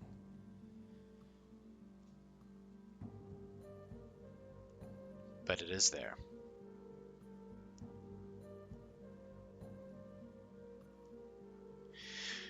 I would advise each of you brace yourselves for what is to come in your futures. Do not let it tear you apart, for it will try you. It will hurt.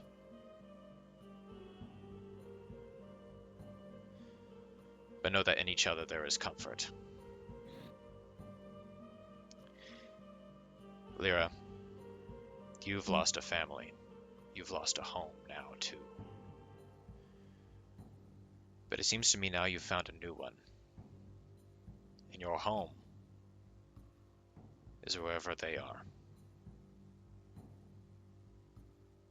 Do not dwell too deeply on the loss of the village. In the end, it is nothing more than a place.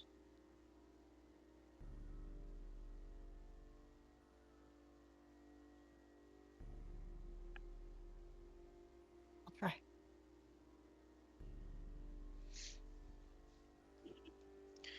Where will you go now? I will stay here as long as there are people here who need to be fed, who need nourishment, who know not how to draw it from the wild as I do. Once they are gone, I shall vanish into the forests. That is where my calling is.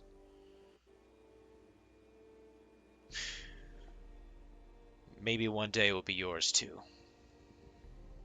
But great things are needed of you, of each of you. Of that I can see clearly. Night is falling. I recommend each of you find rest.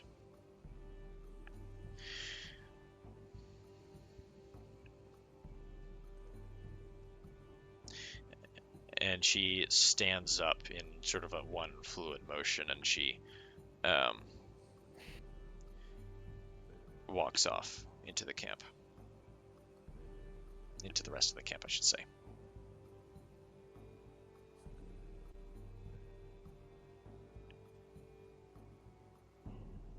So I guess we go back into the temple for the night. You guys head into the temple as night falls and fires are rekindled.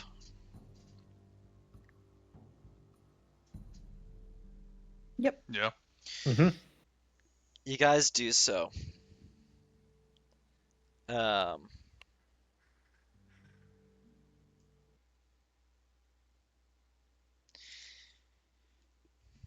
temple has been swept. Koramora is sort of just tiredly resting against his walking stick. As you guys walk through the arches up the steps into the heart of the temple itself. Very small, one room. More of like a ornate chapel than anything, made of stone. Night falls. Each of you guys take your rest. But before sleep possesses any of you, a scream fills the air from outside. And then another. And then another.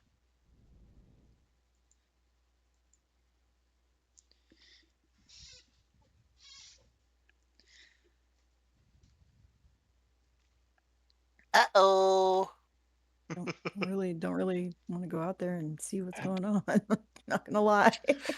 I am rushing my ass outside. Yeah, let's go. Yep. Yeah. I'm sitting on your shoulders. I have no choice.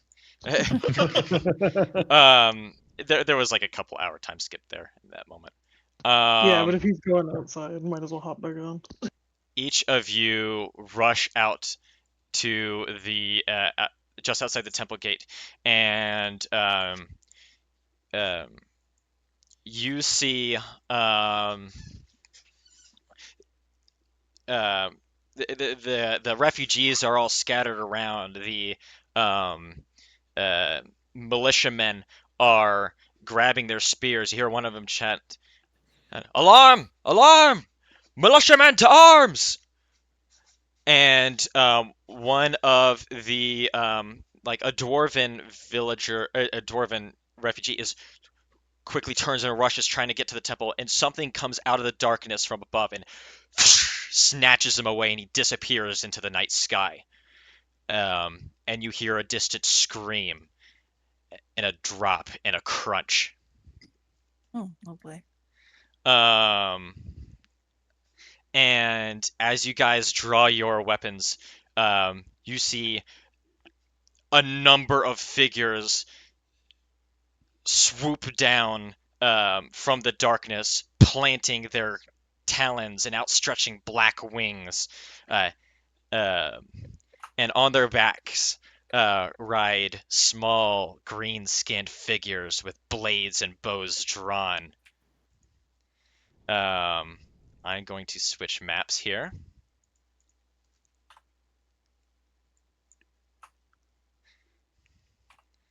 I'm going to preface this with, this battle has been in planning for a very long time. It is not anticipated to end this session, and is going to be a long one. I think it's also fair for me to say that this is going to be a level up fight. Hell yeah. You say hell yeah now. You fucking better be. That's what I'll I'm take gonna say. the damage. I am going to have... Hey, Nugget's there. Yes, he is. He comes out with you. He's going to be joining you with this. I am going to have everyone roll for initiative.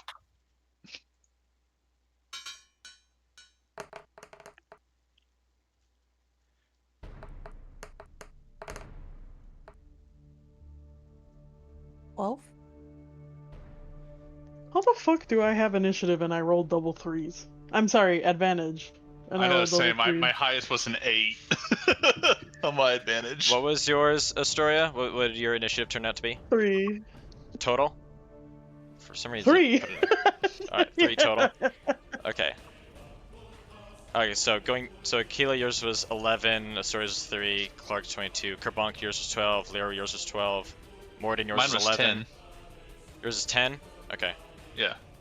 Make sure you don't also have the debuff still in place from that one night. Alright. Thank you for calling that out, because I bet I do. I think yours is 12 because of that.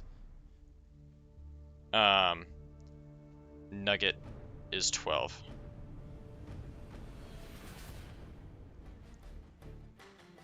Yeah, look at all that extra stuff I could have had. As the goblin bat riders descend onto the refugee camp, the refugees start up in a panic, and the dragonborn militiamen grab their spears and prepare for battle. Clark, you are... Don't move my shit. I didn't mean to. I meant to drag the map. Yeah, it's good. It happens a lot. Let me zoom out for the stream. Here we go. Each of these tiles is 5 square feet.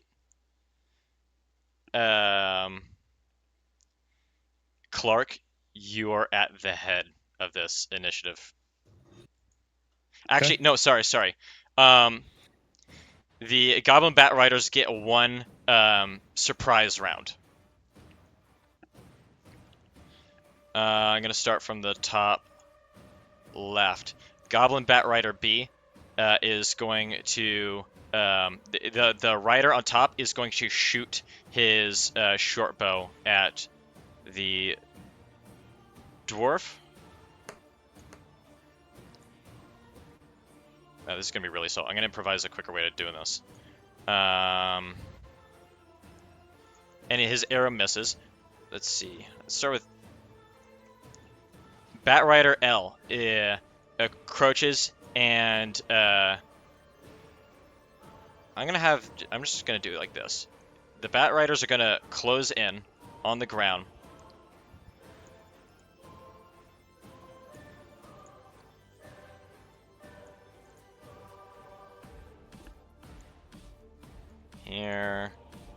Here. These tents and boxes are like, you can't walk through them. They're like hardcover.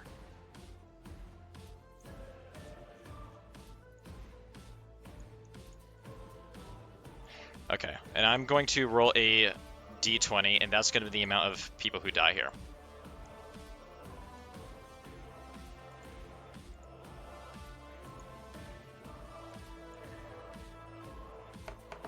Oh no. Divided by 2.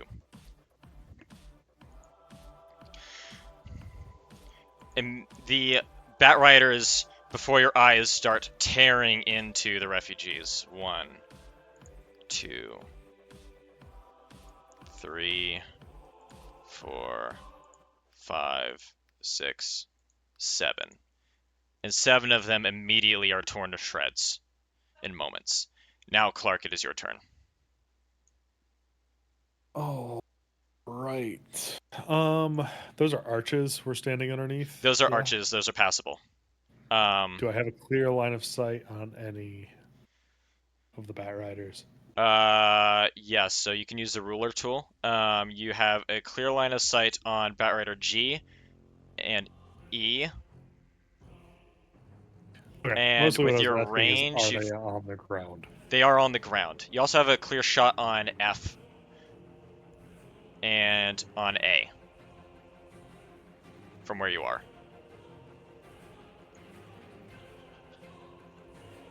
All right. Let's take a couple of shots at G. Okay.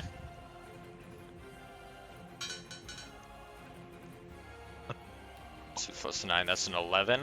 That Get him out is now so we not can going do to better hit. later. Does not hit, you said? Your first shot does not hit. That one, however, is going to hit. What kind of shot is this? Standard. All right, you hit him square, doing 17 damage. Okay. I'm also gonna throw a hunter's mark at him. All right, I'm going to change him to green outline. So you remember that he has hunter's mark. That's a 1 additional damage, correct? Yep. All right.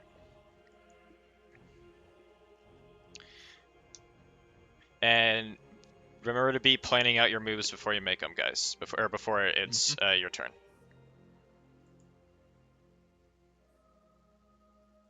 I'll say apologies if you said this. Are these how high up in the air are these Bat Riders? They are on the ground.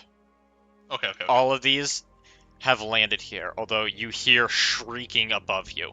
Not of a dwarf or halfling, but like echolocation shrieking above you. In the darkness of the night sky. It is snowing profusely, so you're not able to see them. Is that your turn, Clark? Yes. Alright. Nugget, for the first time in this campaign, is going to make a combat move. He is going to immediately cast Scorching Ray on... he's going to move out to the flank. 5, 10, 15, 20, 25. And he's cast Scorching Ray on Batrider J. It's a 23 to hit, dirty, which is going to hit. So I'm going to do 2d6 fire damage. That's 6 damage, which I'm reading out because I'm rolling on a separate card. So 6 damage. And then bonus action.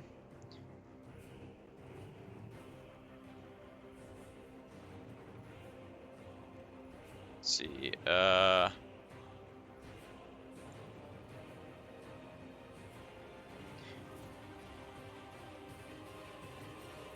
He is going to create an Eldritch Cannon Force Ballista.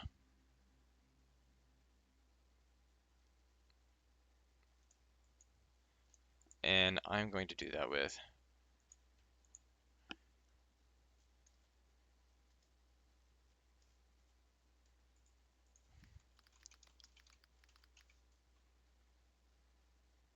I'm just going to put down an animated ballista. Oh wait, no, that's huge.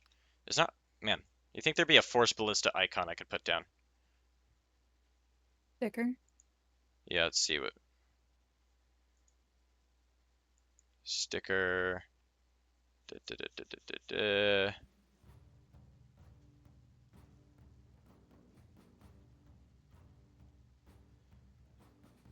This B is going to be the ballista. He's going to set that right there.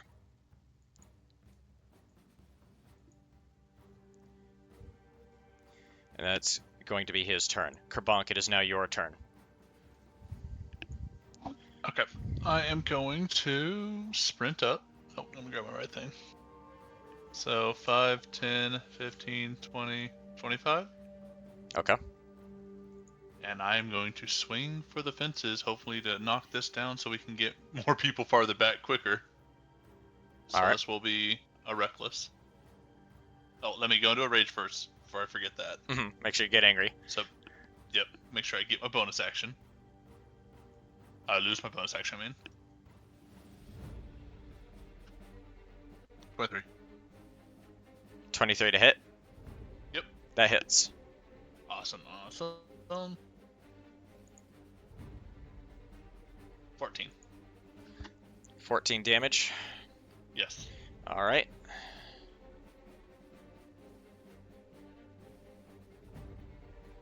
Alright, I will do it again.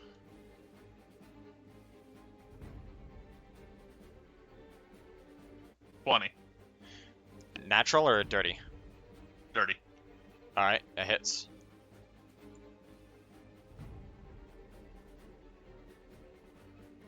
$17. 17 damage. All right. Traumatic dismount when the Goblin Bat Rider is bloodied, reduced to 19 HP or less. The DM rolls a d20 to determine whether the Giant Bat or the Goblin Vanguard dies. On a 1 to 10, the Goblin Bat Rider is replaced with the Giant Bat with 19 HP. On an 11 to 20, the Goblin Bat Rider is replaced with a Goblin Vanguard. So I'm going to roll a d20. It is a 7. So you kill the Goblin that's on top of the Bat Rider. Okay. Or that's on top of the Bat. And then Giant. Let's see. Boop. Here, and then reduce this HP. There. Oh, no. Yeah, I'll bring it down to... Okay.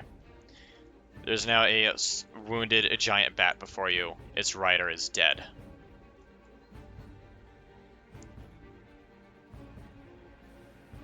That'll be my turn. Okay. Lear, it is your turn now.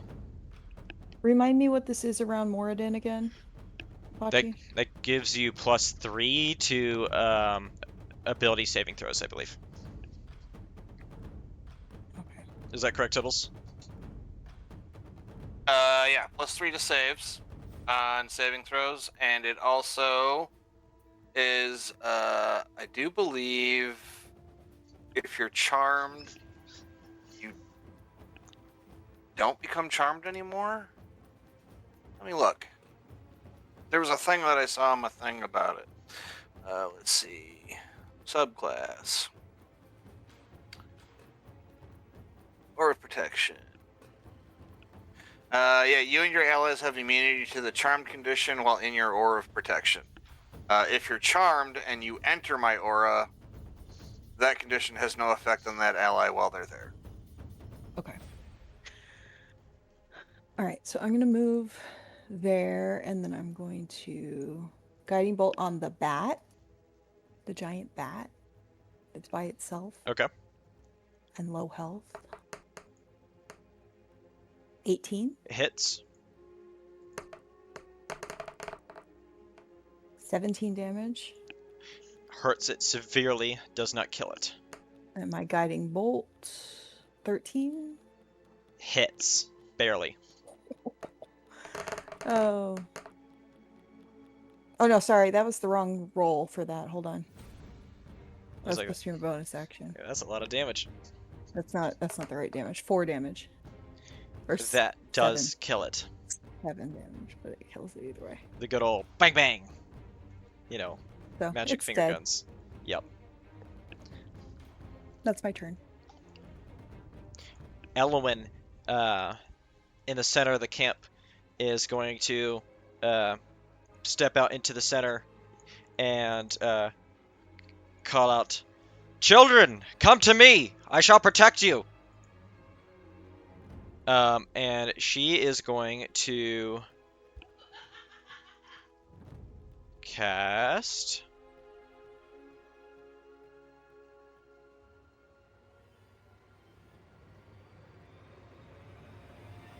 She's going to cast. She stretches out her wooden staff, and a blast of wildfire stretches out from it into the direction of Goblin Batrider K.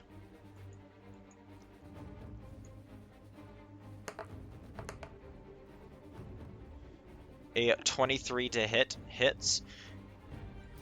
66 plus 5 damage. 36 damage. Brings down to 2 HP.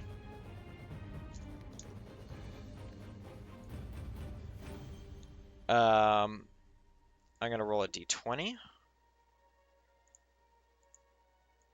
Have one of the kids sneeze on it. 17. So the goblin survives. The bat dies.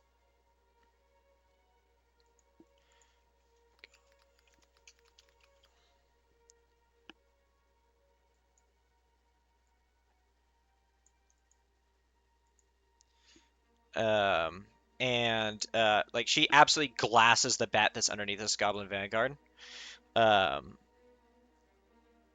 The goblin vanguard dismounts from its corpse, but he is completely blinded. He is blinded until the start of the druid's next turn. So black for blinded. Aquila, it is your turn. Okay, I'm gonna move back here to get a clear view of Goblin Batrider J. And cast Produce Flame at it. 16. I think. 16 meets it, beats it, hits. Okay. 7 damage. You hit it, it's still alive, not quite bloodied yet. Okay. And use my bonus action to do it again. 13 doesn't hit. 13 doesn't hit. Okay. Nope, does Okay. not. That's my turn. Alright. The Dragonborn militia spring to action. Let's see. There's D-A. Alright. 5, 10, 15. He's going to move here and attempt to stab at the Goblin Batrider with a spear. 14 does not hit. B is going to interpose himself in front of one of the dwarves here. He's going to stab at the Goblin Batrider A. Does not hit.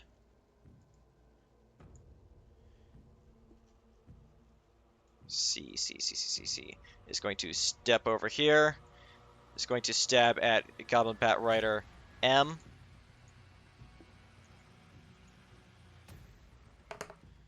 Is not going to hit.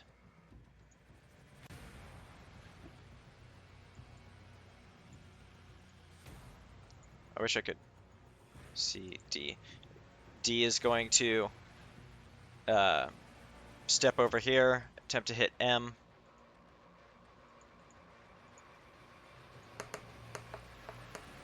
Not gonna hit.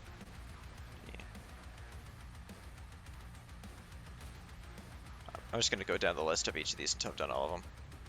Oh. Okay. 5, 10, 15, 20, 25, 30. He can't quite reach unless he has 10-foot range. He does not. I is going to step up here. Dragonborn Militia I is going to stab at Goblin Batrider L up north. And on a 15 is just stabs, but is not able to get through the armor. F is going to step here. Going to stab. Clicking as quick as I can. Miss. You're doing a great job. Dragonborn Militia G is going to approach the Goblin Vanguard who is blinded. He's going to attack him with advantage.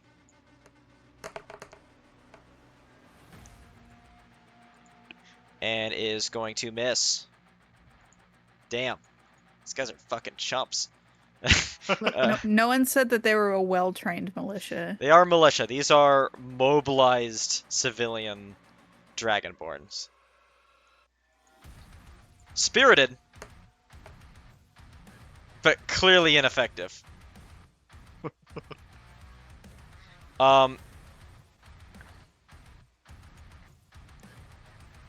That is all of them. Moradin, it is your turn.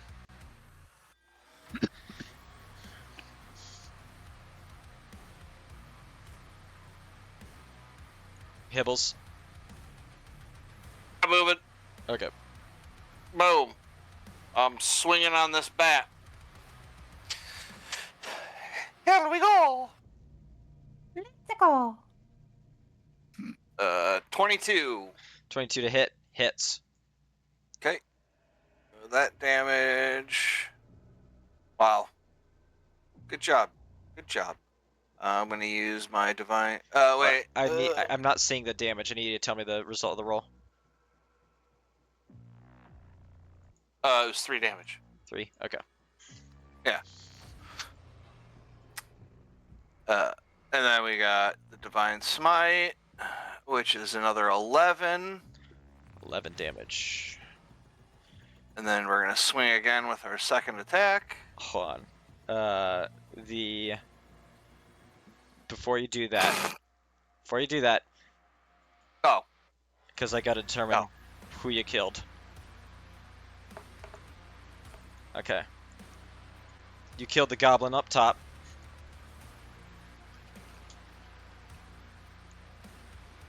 Now you have a giant bat in front of you without a goblin with 19 health left. Okay. Okay, I will swing on the bat then. Yeah. 21. Hits. And for 9 damage. It is bloodied. I did something. Certainly did. Hell That's yeah. your Good turn? job. Yeah, that's it. I'm good. Okay. The various halflings across the map are going to just panic and start just fleeing into the center of the camp. There's 4 of them. Where's the other 2? Oh, there they are. Here. Here. Okay. Now for their real turn. Bat Rider A is going to attack this militiaman. Multi-attack. They can attack with the giant bat's bite and one with the Goblin Vanguard's melee or range attack.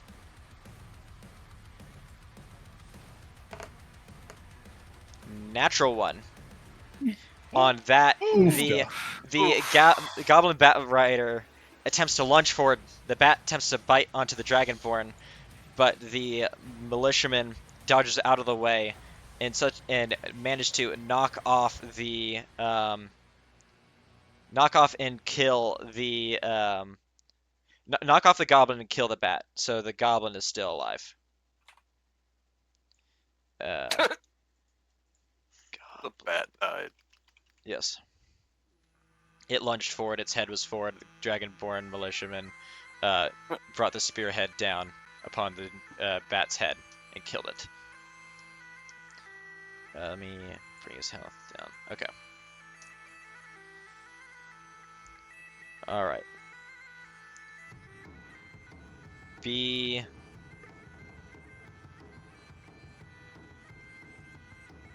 Here...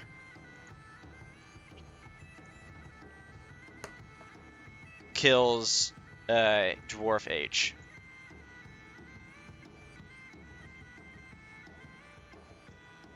C is going to attempt to attack militiaman A. Hits.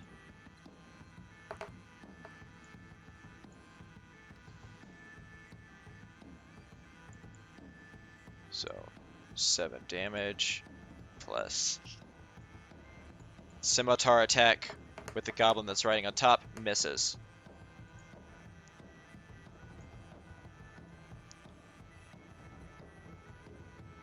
Rider D. D's nuts. Where's D? Up top. Thank you guys for your patience. I know this is a big fight. There's a lot of people on the board. Misses. Attacks this. Hits.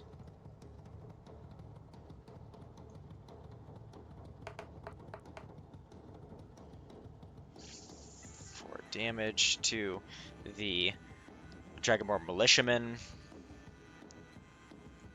Rider F. Oh, man, I wish I could pan around this quicker.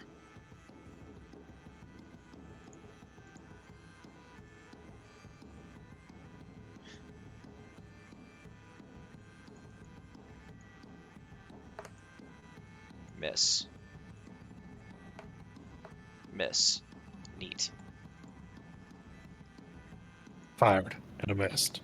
Fired and a missed again. Bat Rider That went on G for several hours. is going to lunge over towards Kerbunk from your left side and is going to attempt to bite. The bat is going to try and bite into you. Gets a 19 to hit. Yep.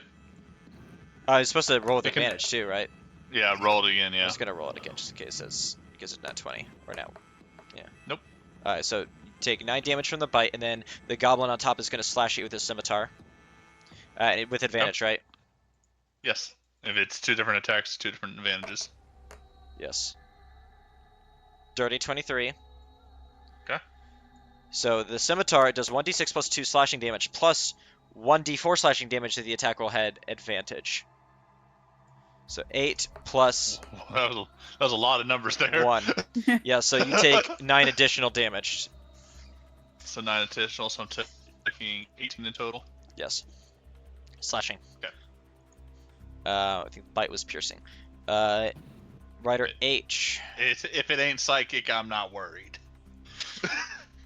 Yeah, just don't make him think too hard. You Here. hurt my Emotion noggin on damage. Buck, but besides that. Yeah. Just gonna do. You notice that these Goblin Bat Riders are like deliberately going after civilian targets here. Though fails to do so on that attempt. Bat Rider I is going to come around to the flank down here. And the goblin on top is going to shoot his short bow at you, Clark. Okay. 17 to hit Hits. with 4 piercing damage. Okay. As well, before this fight gets crazy, make sure everybody checks their inventories on healing potions in case. Mm-hmm. I don't have any of those. Well, I can chuck some mid-fight if Misses. needed. I got quite a few. And Alright. M for Michael.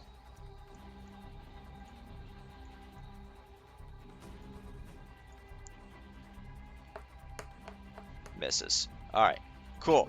That turn is done.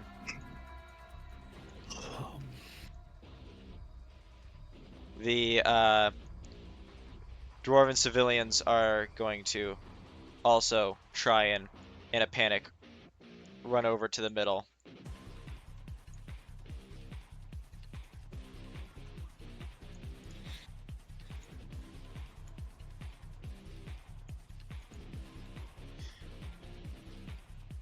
This one is going to pick up the child here and is going to grab him and head over here, like under his arm.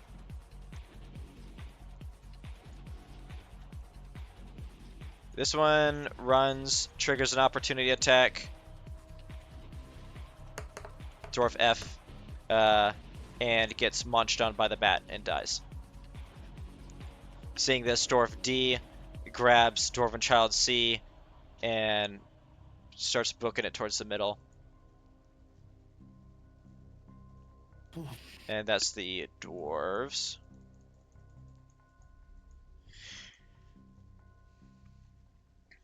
The children themselves are going to flock to Elowin.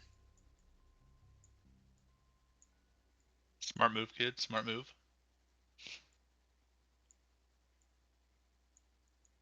Did I miss any? No. Astoria, it is your turn. What Guiding a bolt. story way at the end of the. With the children Took at an the end. advantage and I rolled through 2 3s, some bullshit. The one that's near Kerbank, we're gonna guiding bolt it. Mm. 13. On, no, it's gonna be a miss. Then I'm gonna go ahead and healing word Kerbank. Well, hold on. Am I close? enough? Save spell slots for a while. I'm good for quite a few more hits. Let's save any chance of overheal. Okay. I'm just seeing a lot of enemies that it might take a bit to get through this. So I'd rather we heal towards the end instead of at the start. Yeah. Okay, I'm gonna move up a little bit just to be better in range. 20, 25.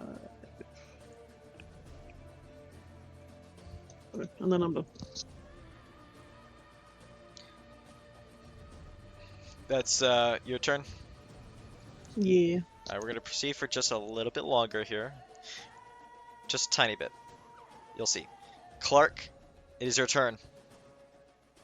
All right, I'm gonna take another shot at Batrider Golf. Okay. Does a Hunter's Mark give you any advantage to that? Or bonus? That doesn't fucking matter. 27 hits. Yeah.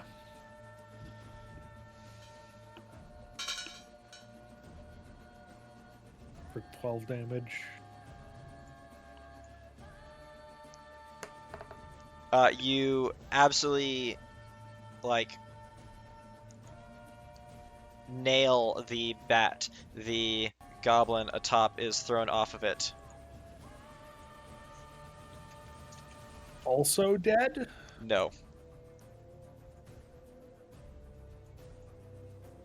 Long swing at him.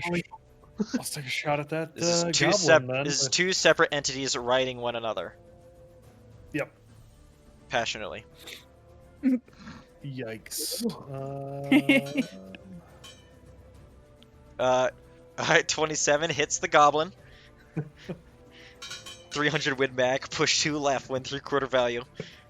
And just, with your second shot, just, goosh, you fucking, like your first, you have 2 shots, right? Your first one nails the bat, the second one just fucking headshots the goblin as he's getting back up. After an eye roll so aggressive you can hear it at the goblin surviving the landing. I mean, he was like 3 feet off the ground. Yeah, I get that. That doesn't mean Clark's not annoyed. All right. As you nail those 2 shots, and the sounds of battle and cries fill the air, one cry emerges louder than all the others, a shriek that trembles all of your bones, making your teeth rattle and itch, piercing your ears as it grows louder and louder, and you see a dark figure emerge from the midnight sky above. And you hear one of the Dragonborn militiamen you talked to earlier cry out loud, "Deathwing!"